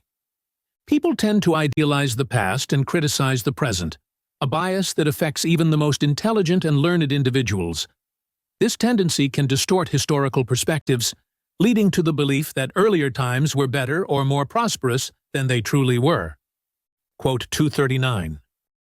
The one party, by tracing up government to the deity, endeavor to render it so sacred and inviolable that it must be little less than sacrilege, however tyrannical it may become, to touch or invade it, in the smallest article. One political faction argues that government is divinely ordained, making it sacred. They believe that any attempt to alter or challenge government authority, even in cases of tyranny, is a form of sacrilege, as the government's power is considered a reflection of divine will. Quote 240. The other party, by founding government altogether on the consent of the people, suppose that there is a kind of original contract, by which the subjects have tacitly reserved the power of resisting their sovereign.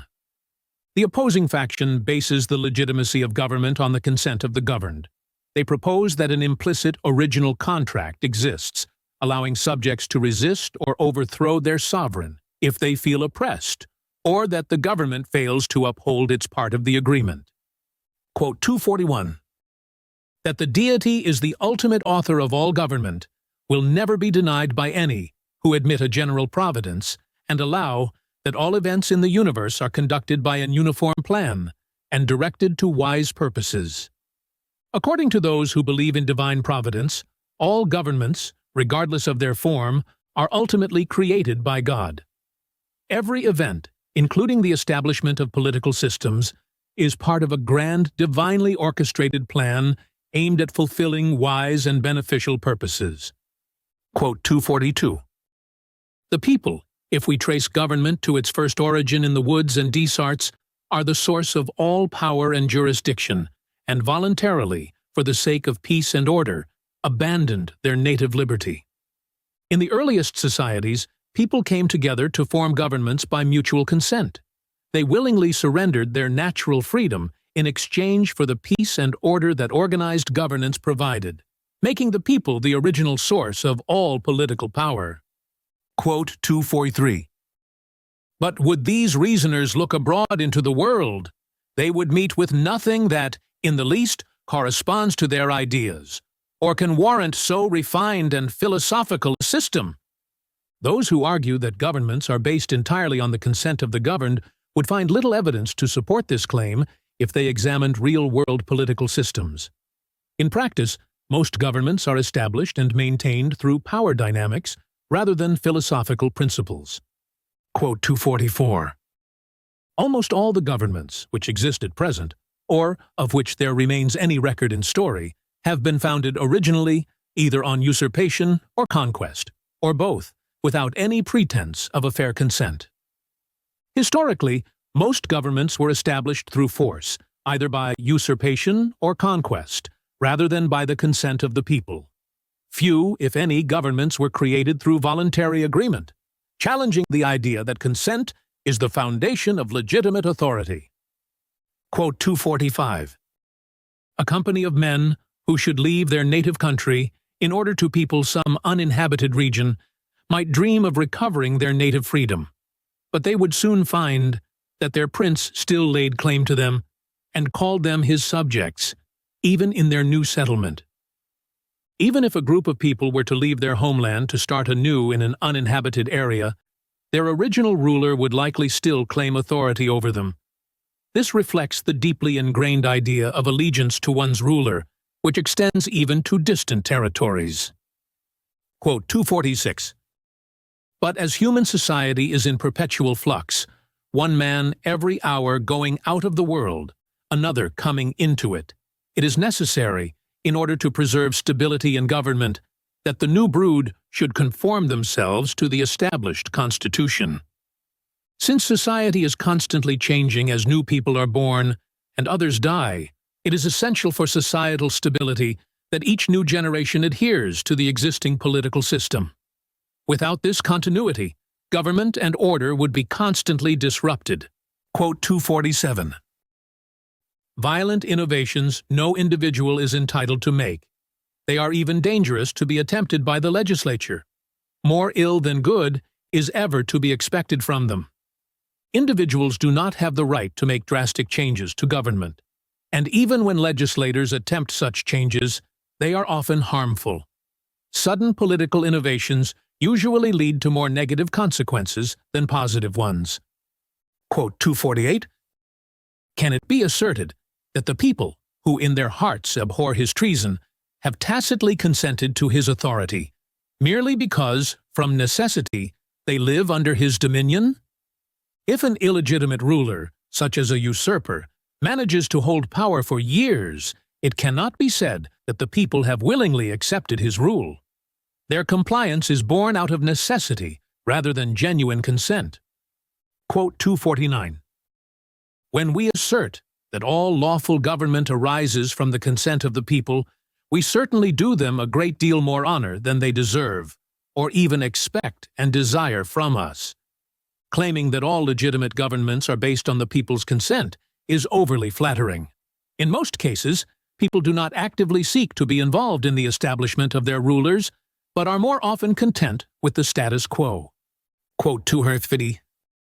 The general interests or society are sufficient to establish both allegiance and fidelity. Societal needs alone are enough to establish obligations such as allegiance to a ruler or fidelity in promises. These duties do not require any higher justification or contract, as they naturally arise from the need for societal order and cooperation. Quote 251. The maxim, fiat justitia and ruat caelum, let justice be performed, though the universe be destroyed, is apparently false, and by sacrificing the end to the means, shows a preposterous idea of the subordination of duties. The saying, let justice be done, though the heavens fall, is considered flawed, because it prioritizes rigid adherence to justice over the greater good. This perspective overlooks the necessity of balancing justice with practical outcomes, especially in cases where strict justice could lead to disastrous consequences for society. Quote 252. Salus populi suprema lex. The safety of the people is the supreme law. The well-being of the people is the highest law. In times of extreme crisis, the preservation of public safety should take precedence over strict adherence to legal rules or obligations, as the protection of society is the most fundamental responsibility of government. Quote 253. Resistance, therefore, being admitted in extraordinary emergencies, the question can only be among good reasoners, with regard to the degree of necessity, which can justify resistance and render it lawful or commendable. Although resistance against a ruler may be justified in extreme situations, the real debate is about determining when the necessity for such resistance is great enough to make it morally or legally acceptable. This requires careful judgment to avoid reckless rebellion. Quote 254. Where a disposition to rebellion appears among any people, it is one chief cause of tyranny in the rulers, and forces them into many violent measures which they never would have embraced, had everyone been inclined to submission and obedience. A society prone to rebellion often drives its rulers toward tyranny. The constant threat of unrest pushes leaders to take increasingly repressive actions that they might not have resorted to if the population had been more inclined toward obedience and cooperation. Quote 255. Though obedience is our duty in the common course of things, it ought chiefly to be inculcated, nor can anything be more preposterous than an anxious care and solicitude in stating all the cases in which resistance may be allowed. In most circumstances, obedience should be strongly emphasized. Focusing too much on identifying exceptions where resistance is permissible can be counterproductive and dangerous, as it may encourage people to resist authority unnecessarily, undermining societal order. Quote 256, "Where the king is an absolute sovereign, he has little temptation to commit such enormous tyranny as may justly provoke rebellion. But where he is limited, his imprudent ambition, without any great vices, may run him into that perilous situation. In absolute monarchies, rulers have less incentive to commit extreme acts of tyranny that provoke rebellion because their power is unchallenged. However, in constitutional monarchies, even well-meaning rulers may overreach due to ambition or misunderstanding, leading to conflicts that could escalate into rebellion." Quote 257, "The only dangerous parties are such as entertain opposite views with regard to the essentials of government, the succession of the crown, or the more considerable privileges belonging to the several members of the Constitution. The truly dangerous political factions are those that disagree fundamentally on the nature of government, the line of succession, or the key privileges of different groups within the state. These types of conflicts are so deeply rooted that they leave no room for compromise and can even lead to armed conflict." Quote 258, "Liberty is a blessing so inestimable that, wherever there appears any probability of recovering it, a nation may willingly run many hazards, and ought not even to repine at the greatest effusion of blood or dissipation of treasure. Freedom is such a precious good that a nation may justifiably take great risks and even endure heavy losses of life and wealth in the pursuit of recovering it. The value of liberty is seen as worth the sacrifices required to secure it." Quote 259, "The spirit of innovation is in itself pernicious, however favorable its particular object may sometimes appear. Innovation in government is inherently dangerous, even if the intended changes seem beneficial at first. Disrupting established systems carries risks that can outweigh the potential rewards, making innovation a perilous endeavor." Quote 260, "The present claims of the English monarchs are much more favorable than those of the Roman emperors during that age. The current English monarchy's powers are far more legitimate and reasonable than those of the Roman emperors. The English system evolved more naturally, while the Roman emperor's authority often stemmed from outright military usurpation and force." Quote 261, "Was not the present monarchical government, in its full extent, authorized by lawyers, recommended by divines, acknowledged by politicians, acquiesced in, nay, passionately cherished, by the people in general? The existing monarchical government in England had widespread support across many sectors of society, including legal experts, religious figures, politicians, and the general populace. This broad-based acceptance lent the monarchy legitimacy and stability." Quote 262, "Moderation is of advantage to every establishment. Nothing but zeal can overturn a settled power. Moderation is a valuable trait for any political establishment, as it fosters stability and compromise. On the other hand, only extreme zeal, whether in support of or against a regime, has the power to disrupt and potentially overthrow an established government." Quote 263, "An established government has an infinite advantage by that very circumstance of its being established, the bulk of mankind being governed by authority, not reason, and never attributing authority to anything that has not the recommendation of antiquity. Established governments have a significant advantage simply because they are already in place. Most people follow authority out of habit rather than reason, valuing systems that have a sense of historical legitimacy and stability over new, untested ideas." Quote 264, "All plans of government, which suppose great reformation in the manners of mankind, are plainly imaginary. Any governmental system that relies on a dramatic improvement in human nature is unrealistic. Human behavior tends to remain constant, and expecting sudden moral or ethical improvements in society is impractical when designing a form of government. Quote 265. The Senate must propose, and the people consent, by which means the Senate have not only a negative upon the people, but, what is of much greater consequence, their negative goes before the votes of the people. In some governmental models, the Senate has significant control because it can prevent certain issues from even reaching a vote by the people. This gives the Senate a powerful preemptive veto, limiting the people's influence in decision-making. Quote 266. Every new law must first be debated in the Senate, and though rejected by it, if 10 senators insist and protest, it must be sent down to the counties. Even if the Senate rejects a proposed law, if a small group of senators strongly objects, the law can still be sent for further consideration by the counties. This ensures that the Senate cannot have absolute control over legislative processes. Quote 267. A large assembly of 1,000, for instance, to represent the people if allowed to debate, would fall into disorder. If not allowed to debate, the Senate has a negative upon them, and the worst kind of negative, that before resolution. If a large body of representatives is permitted, it risks descending into chaos. However, if they are not allowed to debate, the Senate essentially makes decisions by limiting the people's influence, creating a flawed system of governance. Quote 268.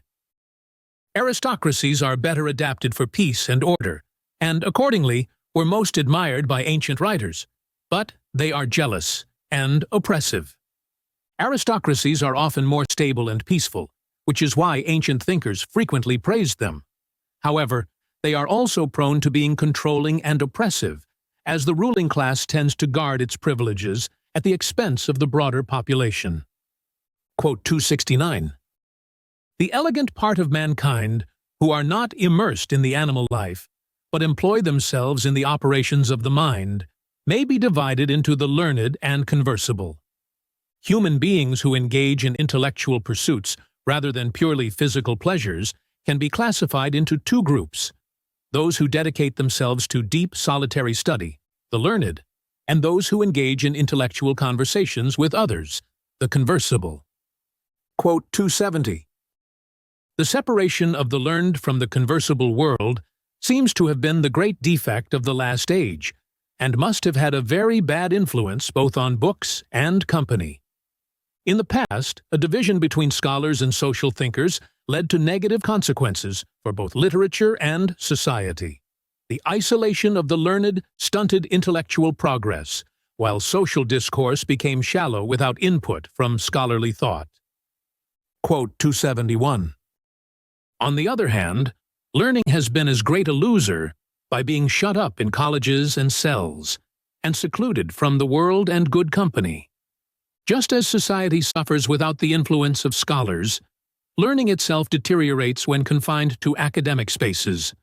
Scholars who isolate themselves lose the richness of experience that comes from engaging with diverse viewpoints and real-life scenarios.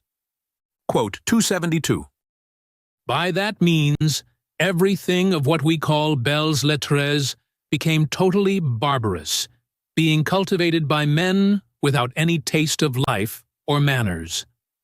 When literature and the arts are left to scholars detached from everyday life, they lose their grace and sophistication. Without an understanding of social customs and human interactions, scholars produce works that are disconnected from the realities of life and lack refinement. Quote 273. Men of the world are proud of borrowing from books their most agreeable topics of conversation. In modern times, socially active individuals increasingly draw from scholarly works to enrich their conversations. This shows a growing appreciation for intellectual topics in social settings, bridging the gap between learning and everyday discourse. Quote 274. I am of opinion that women, that is, women of sense and education, are much better judges of all polite writing than men of the same degree of understanding. Women with intellect and education are often better judges of refined literature than men of similar intelligence. Their natural taste and sensitivity provide them with an intuitive grasp of what is elegant and well-written, making their literary judgment highly valuable. Quote 275. There is a set of men lately sprung up amongst us who endeavor to distinguish themselves by ridiculing everything that has hitherto appeared sacred and venerable in the eyes of mankind. A new group of individuals has emerged, mocking everything traditionally considered sacred, such as honor, marriage, friendship, and even public spirit. Their approach undermines the foundations of society and threatens to dissolve the values that hold it together. Quote 276. Were the schemes of these anti-reformers to take place, all the bonds of society must be broke, to make way for the indulgence of a licentious mirth and gaiety. If these so-called anti-reformers were successful, societal bonds would collapse under the weight of indulgent, careless behavior. Their approach promotes selfishness and disregard for important social responsibilities, leading to societal disintegration. Quote 277. The Stoics were remarkable for this folly among the Antients, and I wish some of more venerable characters in latter times had not copied them too faithfully in this particular. The Stoics, with their rigid pursuit of perfection, are an example of this flaw in philosophy. The essay laments that even respected modern thinkers have imitated the Stoics' extreme detachment from human emotions, pride and contempt over tender feelings. Quote 278. Statilius, being solicited by Brutus to make one of that noble band who struck the godlike stroke for the liberty of Rome, refused to accompany them, saying that all men were fools or mad. Statilius declined to join Brutus in the conspiracy to free Rome from tyranny, dismissing the cause as unworthy because he believed all humans were either foolish or mad. This highlights a cynical, detached view of humanity, prevalent among those who reject emotional and moral engagement with society. Quote 279. How different from these are the maxims by which Eugenius conducts himself. The essay Stoic-inspired detachment with the approach of Eugenius, who lives a life governed by emotion and human connection. Eugenius finds meaning in relationships, love, and family, and does not see such attachments as weaknesses, but as sources of strength and fulfillment. Quote 280. A young lady of birth and fortune, being left entirely at her own disposal, persisted long in a resolution of leading a single life. This passage introduces the story of a woman who, despite societal pressures and many marriage proposals, decided to remain single. Her story serves as an example of a philosophical yet unusual approach to life, blending independence with a desire for motherhood without traditional marriage. Quote 281. The great are too much immersed in pleasure, and the poor too much occupied in providing for the necessities of life, to hearken to the calm voice of reason. The wealthy are often distracted by their indulgences, while the poor are preoccupied with survival, leaving both groups unable to engage in thoughtful reflection or philosophical inquiry.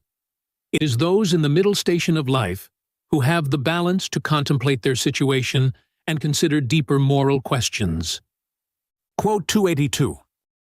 The middle station is here justly recommended as affording the fullest security for virtue, and I may also add that it gives opportunity for the exercise of it. The middle class provides the best conditions for living a virtuous life. People in this station are neither overwhelmed by wealth nor burdened by poverty, allowing them to practice a wide range of moral virtues, from patience and industry to generosity and humanity. Quote 283. We may also remark of the middle station of life that it is more favorable to the acquiring of wisdom and ability, as well as of virtue. The middle class is also more conducive to the development of wisdom and skill. People in this station are in an ideal position to learn about life and human nature, with enough leisure and motivation to pursue knowledge without the distractions or pressures faced by those in higher or lower stations. Quote 284. There are more natural parts, and a stronger genius requisite to make a good lawyer or physician than to make a great monarch. It takes more intelligence and talent to excel in professions like law or medicine than it does to be a monarch. Monarchs often inherit their position by birth, whereas success in professions requires skill, effort, and merit. Quote 285. Great generals and great politicians are found in all ages and countries of the world, and frequently start up at once, even amongst the greatest barbarians. Brilliant military leaders and politicians have appeared throughout history and across all societies, even in the most uncivilized regions. Their greatness often emerges from their unique circumstances, rather than from long periods of cultural development or intellectual training. Quote 286. A happy talent for the liberal arts and sciences is a kind of prodigy among men. The ability to excel in the arts and sciences is an exceptionally rare gift. Nature must provide an extraordinary intellect, and this genius must be cultivated through education and hard work. Significant level of accomplishment. Quote 287. To be endowed with a benevolent disposition and to love others will almost infallibly procure love and esteem, which is the chief circumstance in life and facilitates every enterprise and undertaking. Having a kind and loving nature generally earns one the respect and affection of others. This respect is essential for success in life, as it makes all endeavors easier to accomplish with the support and goodwill of those around you. Quote 288. I must, however, confess that this rule admits of an exception with regard to one moral quality, and that modesty has a natural tendency to conceal a man's talents, as impudence displays them to the utmost. Though virtue often leads to success, modesty is an exception to this rule. Modesty tends to hide a person's abilities, while impudence boldly showcases them, making impudent individuals more likely to be noticed and rewarded despite their lack of merit. Quote 289. Many a man, being sensible that modesty is extremely prejudicial to him in making his fortune, has resolved to be impudent and to put a bold face upon the matter. Many individuals, recognizing that modesty hinders their success, attempt to adopt a more impudent demeanor. However, those who naturally lack boldness often struggle to maintain this facade, finding it difficult to overcome their inherent modesty. Quote 290. Riches naturally gain a man a favorable reception in the world and give merit a double luster when a person is endowed with it, and supply its place, in a great measure, when it is absent. Wealth often commands respect and attention, enhancing the perception of a person's merit. In some cases, riches can even compensate for a lack of talent or virtue, as people tend to give more weight to those with financial power. Quote 291. Wisdom and virtue were inseparable, but confidence one day, following his impetuous nature, advanced a considerable way before his guides and companions. Although wisdom and virtue are closely linked, confidence can often act impulsively, rushing ahead without the guidance of these qualities. When confidence moves forward without wisdom and virtue, it risks becoming impudence, disconnected from sound judgment.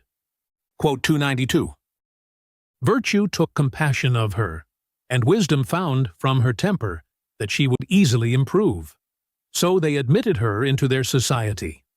Accordingly, by their means, she altered in a little time somewhat of her manner, and becoming much more amiable and engaging, was now known by the name of modesty.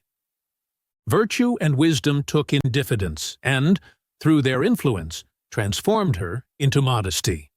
This illustrates how modesty, tempered by wisdom and virtue, becomes an admirable and attractive quality, distinct from crippling self-doubt. Quote 293. I have often had thoughts of complying with this humor of the fair sex, and of writing a panegyric upon marriage. But, in looking around for materials, they seemed to be of so mixed a nature that at the conclusion of my reflections, I found that I was as much disposed to write a satyr. Although the author considered writing a praise of marriage to satisfy women, he found that the realities of the institution were so complex and contradictory that he could just as easily write a satire. Marriage contains both admirable and negative aspects, making it difficult to fully celebrate without acknowledging its flaws. Quote 294. If I be not mistaken, 'tis their love of dominion, which is the ground of the quarrel, though 'tis very likely that they will think it an unreasonable love of it in us, which makes us insist so much upon that point. The main source of conflict in marriage is the struggle for power. While men often blame women for desiring too much control, women likely view men's insistence on dominance as equally unreasonable. This mutual desire for authority creates tension in the relationship. Quote 295. It was, therefore, agreed to put out the eyes of the whole male sex, and thereby resign in all future time the vanity which they could draw from their beauty, in order to secure their authority. In a mythological story about women seeking control over men, they decide to blind all men so that physical beauty no longer gives men power over them. This act symbolizes the extreme measures taken to gain control, even at the cost of personal vanity and pleasure. Quote 296. But to be just, and to lay the blame more equally, I am afraid it is the fault of our sex, if the women be so fond of rule, and that if we did not abuse our authority, they would never think it worthwhile to dispute it. The author acknowledges that men are partially responsible for women's desire for power. If men had not misused their authority in the first place, women might not feel the need to challenge or take control in marriage. Quote 297. For this reason, I could wish there were no pretensions to authority on either side, but that everything was carried on with perfect equality, as between two equal members of the same body. The ideal marriage, according to the author, would involve no power struggles. Instead of one partner dominating the other, marriage should be based on equality, with both partners acting as equal members of the same union, working together harmoniously. Quote 298.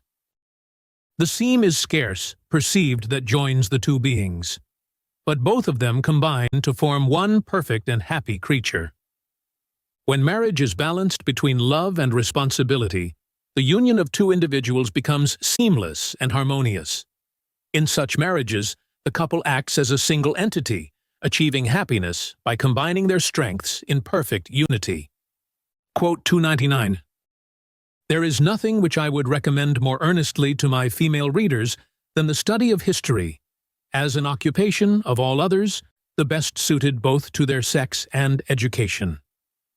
The author strongly encourages women to study history, believing it is the most suitable intellectual pursuit for them.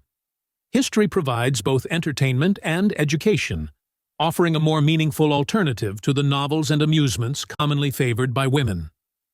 Quote 300.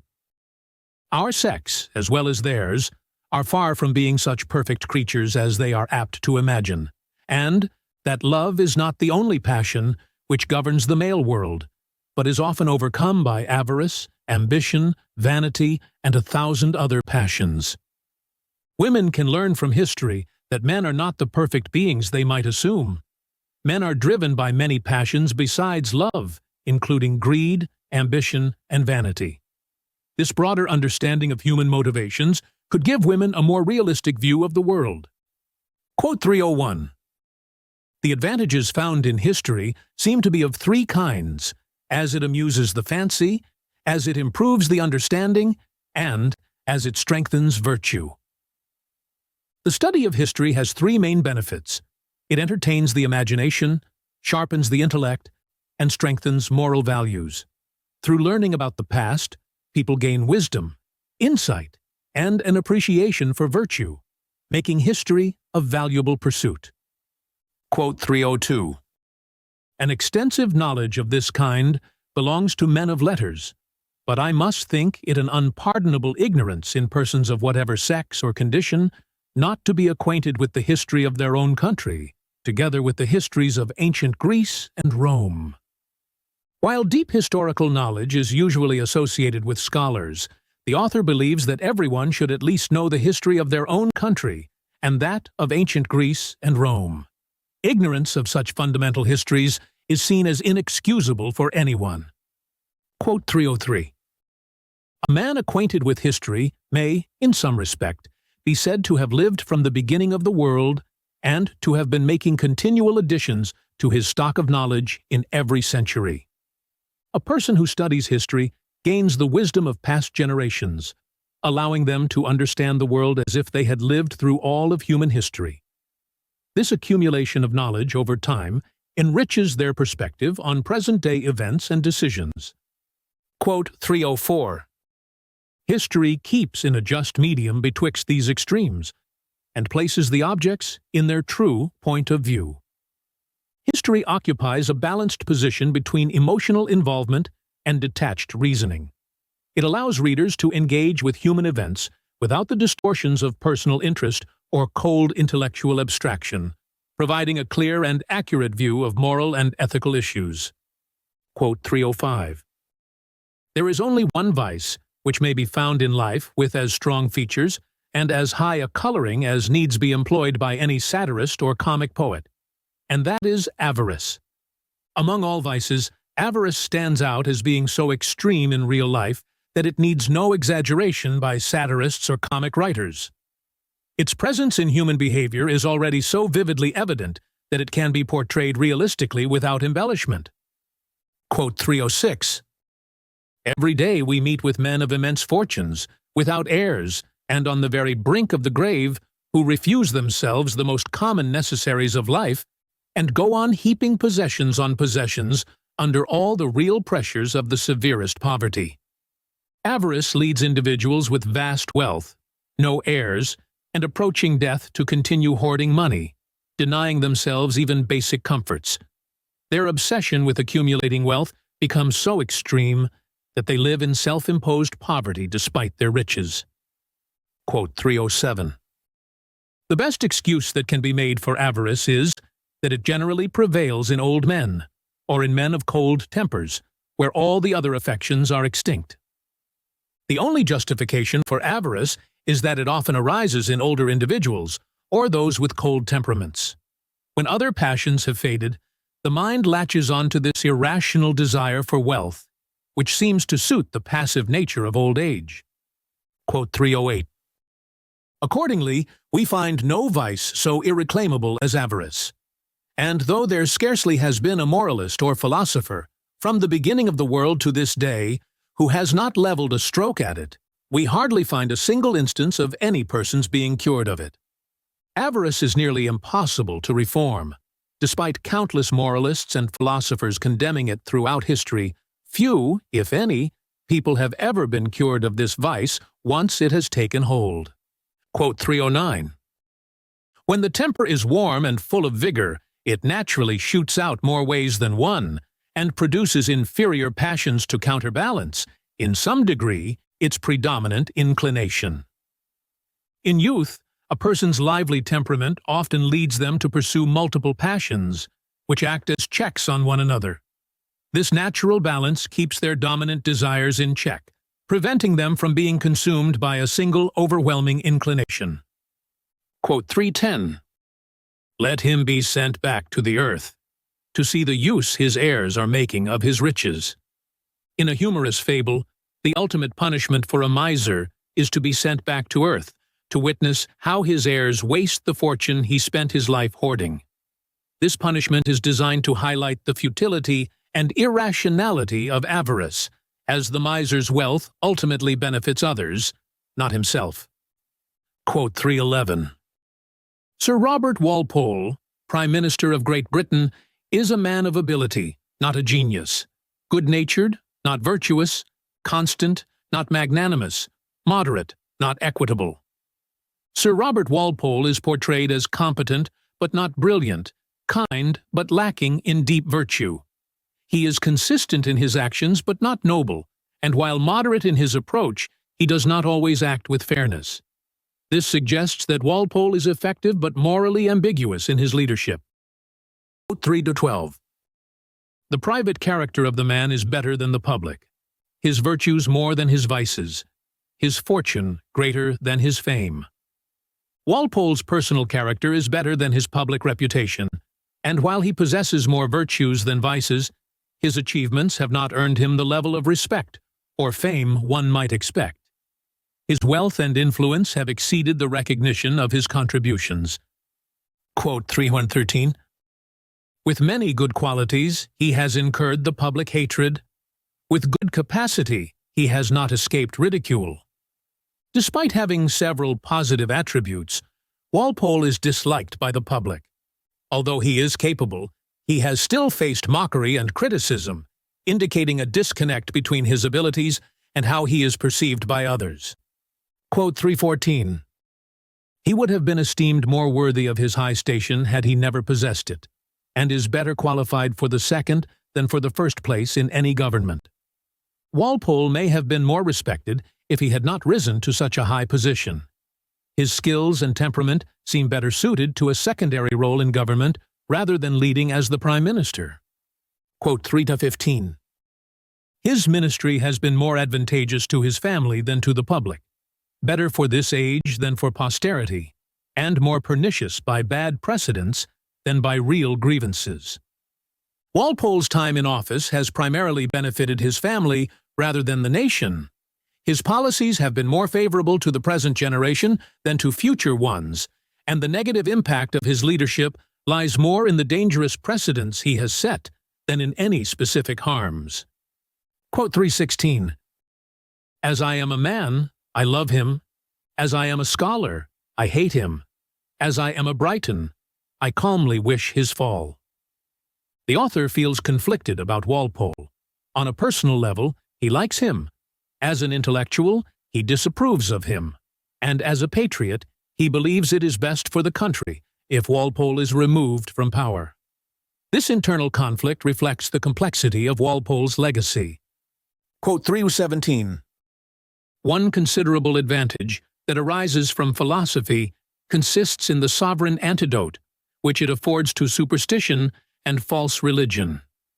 Philosophy serves as a powerful remedy against superstition and false religion. Unlike other approaches that might fail to combat these harmful beliefs, philosophy provides a rational foundation that frees the mind from these irrational fears. Quote 318. But when sound philosophy has once gained possession of the mind, superstition is effectually excluded. Once philosophy takes root in a person's thinking, superstition loses its hold. Rational thought replaces fear and irrational beliefs, offering a clear path to mental freedom and a better understanding of life and the world. Quote 3b19. The superstitious man, says Tully, is miserable in every scene, in every incident of life. Cicero observed that superstition makes a person miserable in all aspects of life. It pervades their thoughts and actions, making even trivial matters a source of anxiety, and preventing them from enjoying peace or happiness. Quote 320. A man who retires from life does no harm to society. He only ceases to do good, which, if it be an injury, is of the lowest kind. A person who chooses to end their own life does not actively harm society, but rather withdraws from it. The act of ceasing to do good may be viewed as a minor injury, but it is not comparable to causing direct harm. Quote 321. If upon account of age and infirmities, I may lawfully resign any office and employ my time altogether in fencing against these calamities, why may I not cut short these miseries at once? If it is acceptable to resign from responsibilities due to age or illness, it should also be acceptable to end one's life when it becomes unbearable. This view suggests that the decision to end suffering is a personal right, akin to stepping down from a burdensome role. Quote 322. I believe that no man ever threw away life while it was worth keeping. No one chooses to end their life while it still holds value to them. People are naturally inclined to preserve life, and only when life becomes unbearable or meaningless do they consider ending it, reflecting a rational response to suffering. Quote 323. By the mere light of reason, it seems difficult to prove the immortality of the soul. The arguments for it are commonly derived either from metaphysical topics or moral or physical. But in reality, It is the gospel, and the gospel alone, that has brought life and immortality to light. Reason alone struggles to prove the immortality of the soul, and while philosophical, moral, or physical arguments exist, none are fully convincing. It is through religious revelation, particularly the Christian gospel, that the concept of immortality is clearly presented and supported. Quote 324, "Matter, therefore, and spirit are at bottom equally unknown, and we cannot determine what qualities may inhere in the one or in the other. Both material and spiritual substances are ultimately mysterious, and we cannot definitively know what qualities they possess. Our understanding of matter and spirit is limited, making it difficult to form concrete conclusions about either." Quote 325, "Reasoning from the common course of nature, and without supposing any new interposition of the supreme cause, which ought always to be excluded from philosophy, what is incorruptible must also be ingenerable. Philosophy should avoid invoking divine intervention when analyzing natural phenomena. Based on the natural order, anything that cannot decay, incorruptible, must also be something that was never created, ingenerable, implying that the soul, if immortal, must have existed before birth." Quote 326, "But if any purpose of nature be clear, we may affirm that the whole scope and intention of man's creation, so far as we can judge by natural reason, is limited to the present life. From a rational perspective, nature seems to indicate that the purpose of human existence is confined to this life. There is no clear evidence in nature to suggest that humans are meant for a life beyond the present one." Quote 327, "What cruelty, what iniquity, what injustice in nature, to confine thus all our concern, as well as all our knowledge, to the present life, if there be another scene still awaiting us, of infinitely greater consequence? It would seem cruel and unjust for nature to limit our awareness and focus to this life, if there is a far more significant and eternal existence awaiting us after death. This idea challenges the notion of a benevolent creator, as it would be unfair not to prepare us for something so important." Quote 328, "Punishment, according to our conceptions, should bear some proportion to the offense. Why then eternal punishment for the temporary offenses of so frail a creature as man? Human notions of justice dictate that punishment should be proportional to the crime. Given the temporary nature of human life and its sins, the concept of eternal punishment seems excessively harsh and incompatible with our understanding of fairness." Quote 329, "It is in vain to say, as many have done, that the question with regard to governors, independent of government, is frivolous and little worth disputing, much less fighting about." This quote addresses the notion that the debate over who governs may seem trivial, yet it acknowledges that, for most people, the question of leadership is highly significant. It suggests that the stability and continuity of a governing body matter deeply to the general population, which often sees this issue as worth fighting for. Quote 330, "Far from endeavoring to undeceive the people in this particular, he would cherish such sentiments of reverence to their princes, as requisite to preserve a due subordination in society. Rather than attempting to dispel people's reverence for their rulers, a wise leader would nurture these feelings. This reverence helps maintain social hierarchy and order, as respect for authority is seen as essential to the stability of the community." Quote 331, "The people cherish monarchy because protected by it. The monarch favors liberty because created by it. The relationship between the people and the monarchy is symbiotic. The people support the monarchy because it provides protection and stability, while the monarch values liberty, as it is the foundation of their authority. This mutual dependency creates a balanced political structure." Quote 332, "It was nothing extraordinary, therefore, that some of our British sovereigns mistook the nature of the Constitution, at least the genius of the people.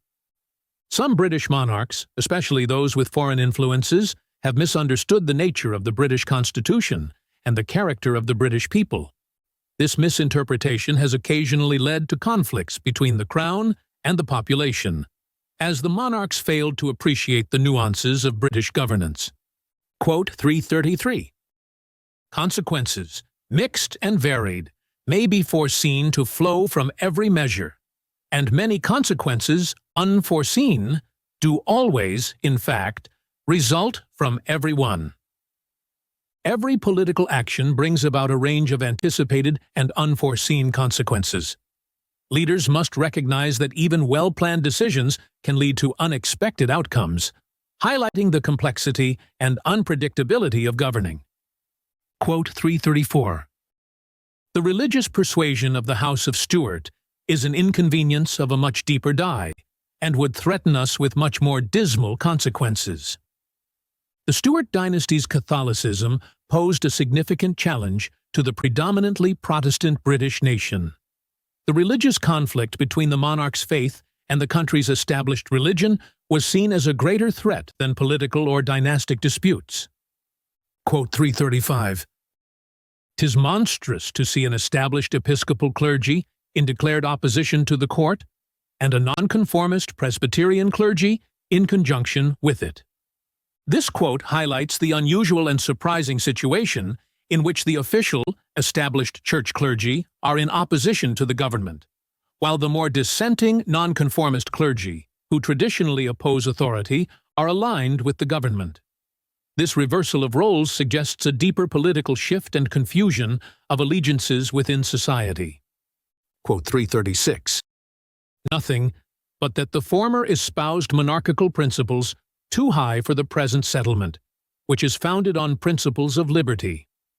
The reason for the unexpected political stances of the clergy is that the established church holds views that are too strongly supportive of monarchy, while the current government is based on more liberal and democratic principles. This mismatch between church and state ideologies leads to the unusual political dynamics. Quote 337. "A Tory loved monarchy and bore an affection to the family of Stuart, but the latter affection was the predominant inclination of the party." Tories were generally supporters of monarchy, but their loyalty to the Stuart family was their dominant concern. This personal attachment to the Stuart dynasty often shaped their political views more than a general commitment to monarchy itself. Quote 338. "The Whigs, 'tis true, have also taken steps dangerous to liberty, under color of securing the succession and settlement of the crown, according to their views. While Whigs championed liberty, they too occasionally took actions that endangered it. Under the guise of securing the succession and maintaining the government, they sometimes made decisions that conflicted with their proclaimed commitment to individual freedoms." Quote 339. "The Tories have been so long obliged to talk in the Republican style that they seem to have made converts of themselves by their hypocrisy, and to have embraced the sentiments as well as language of their adversaries. The Tories, forced to adopt Republican rhetoric to remain politically relevant, have begun to internalize these ideas. Their hypocrisy in using the language of their opponents has, over time, led them to genuinely adopt Republican sentiments, even though they originally opposed such ideas." Quote 340. "We never had any Tories in Scotland, according to the proper signification of the word, and that the division of parties in this country was really into Whigs and Jacobites. In Scotland, the political landscape differed from that of England. Instead of Tories, Scotland's political divisions were between Whigs and Jacobites, with the latter supporting the restoration of the Stuart monarchy. This distinction reflects Scotland's unique political and historical context." Quote 341. "I must confess that my own particular choice rather leads me to prefer the company of a few select companions, with whom I can, calmly and peaceably, enjoy the feast of reason." The speaker expresses a personal preference for intimate gatherings with a few close friends, where intellectual discussions and thoughtful reflections can be shared in a calm and peaceful environment. This highlights a love for reasoned conversation over larger, more frivolous social gatherings. Quote 342. "But, as such a delightful society is not every day to be met with, I must think that mixed companies, without the fair sex, are the most insipid entertainment in the world, and destitute of gaiety and politeness, as much as of sense and reason. In the absence of ideal companionship, the speaker finds mixed gatherings without women to be dull and lacking in both liveliness and decorum. The presence of women, in this view, adds charm and civility to social interactions, elevating the quality of conversation. Quote 343. Nothing can keep them from excessive dullness but hard drinking, a remedy worse than the disease. When gatherings lack intellectual or lively company, they often rely on alcohol to create an illusion of enjoyment. However, this remedy is seen as worse than the original dullness, as it leads to overindulgence rather than genuine stimulation or amusement. Quote 344. The point of honor, or dueling, is a modern invention as well as gallantry, and by some esteemed equally useful for the refining of manners. But how it has contributed to that effect, I am at a loss to determine. Dueling and gallantry are modern practices that some believe help to refine social behavior. However, the speaker questions whether these customs have truly improved manners or contributed to civility in society, implying doubt about their actual value. Quote 345. By separating the man of honor from the man of virtue, the greatest profligates have got something to value themselves upon, and have been able to keep themselves in countenance, though guilty of the most shameful and most dangerous vices. The distinction between honor and virtue allows individuals who are otherwise immoral to pride themselves on their sense of honor, even when engaging in shameful and harmful behaviors. This separation enables the morally corrupt to maintain a sense of dignity without truly embodying virtuous qualities. Quote 346. There are some of the parts of modern honor which are the most essential parts of morality, such as fidelity, the observing promises, and telling truth. Despite the criticism of honor culture, some aspects of it align with essential moral principles, like keeping promises, being faithful, and telling the truth. These are the parts of honor that overlap with genuine virtue and should be valued. Quote 347. With regard to these narrow, destructive maxims of politics, all ministers are expert enough. The author notes that most political ministers are adept at using short-sighted and harmful policies for their own benefit. These narrow views often prioritize immediate gains over long-term stability and the welfare of the public. Quote 348. Could we practice either of these methods, we need never be oppressed by the national debt, and it is not impossible but one of these, or some other method, may, at all adventures, be tried, on the augmentation of our encumbrances and difficulties. The author suggests that if certain financial strategies, such as increasing money supply or reducing interest, were adopted, the national debt could be significantly reduced. While these measures may seem extreme, they might be considered if economic conditions worsen. Essays, Moral, Political, and Literary by David Hume concludes with an emphasis on the interdependence of morality, politics, and social institutions. Throughout these essays, Hume offers keen observations on how human behavior, sentiment, and rational deliberation contribute to the stability or instability of society. He stresses that moral sentiment plays a fundamental role in the functioning of a just society, and that effective governance must account for both human frailties and aspirations.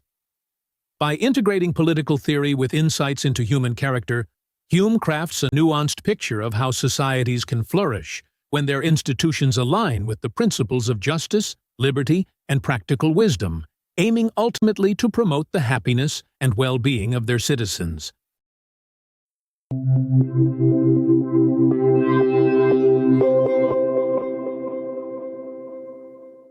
Curious to dive into the mind of David Hume? With StudyLab Pro's Book GPT, it's possible. Ask questions, explore themes, and discover the depths of essays, moral, political, and literary in an entirely new way. Start your conversation now by clicking on our logo. And if you're hungry for more educational content, subscribe to our channel to keep discovering, learning, and growing. Want more than just videos? Click on our logo now to join us on our platform for multiple choice tests, in-depth content, and tools to help you ace your studies. Get started now.